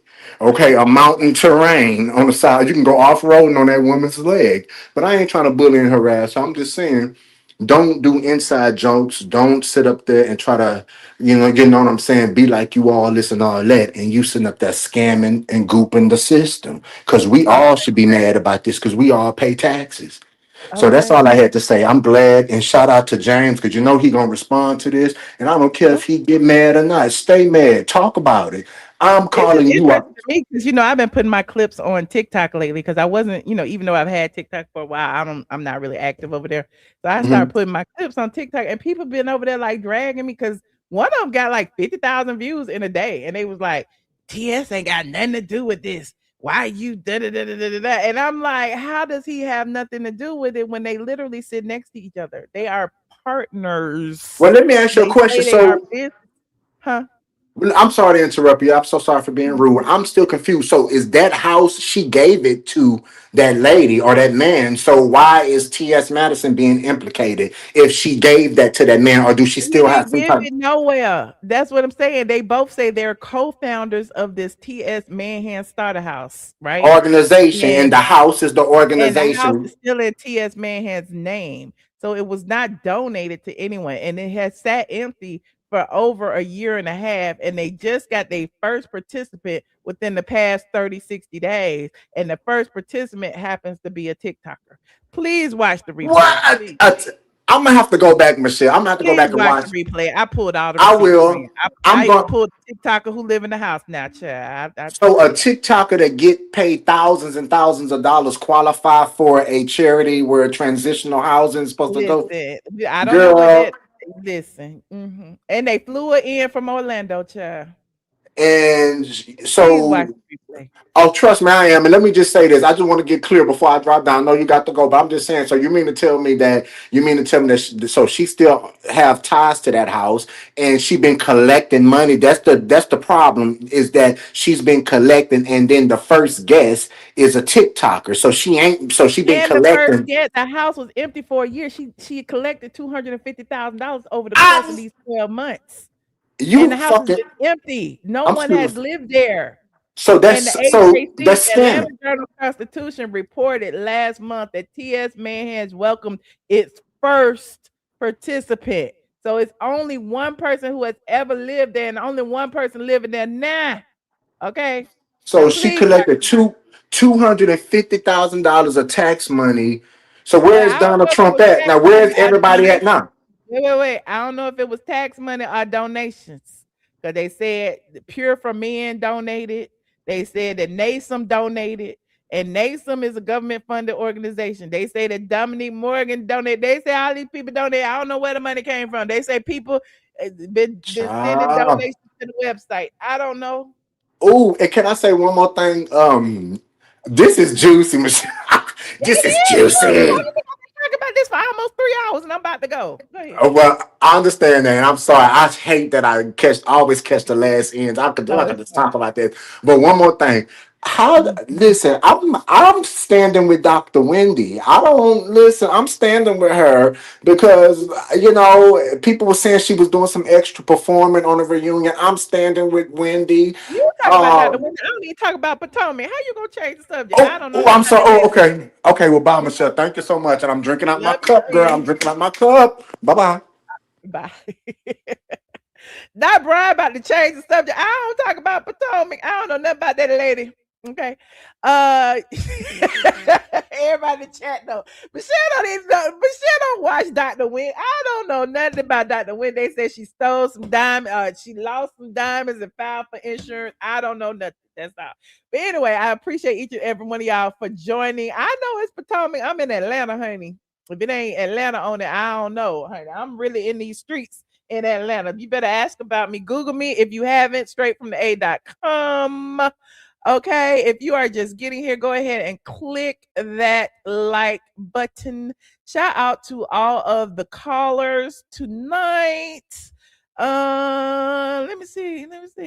I was gonna put some stuff up. Who we talked about? Kandi. Let me put Kandi up real quick.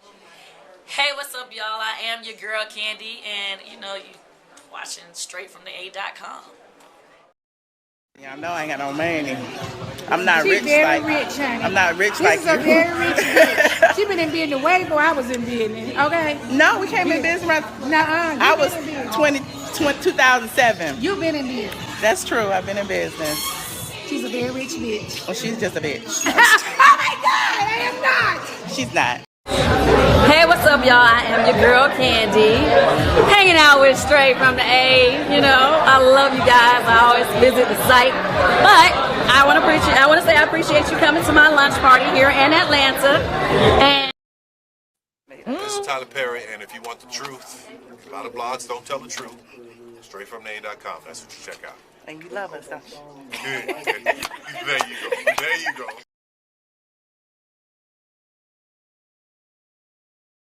Ask T.S. Manhands about that starter house, Tyler. Because I tell the truth. Tyler Perry said I don't lie. Okay.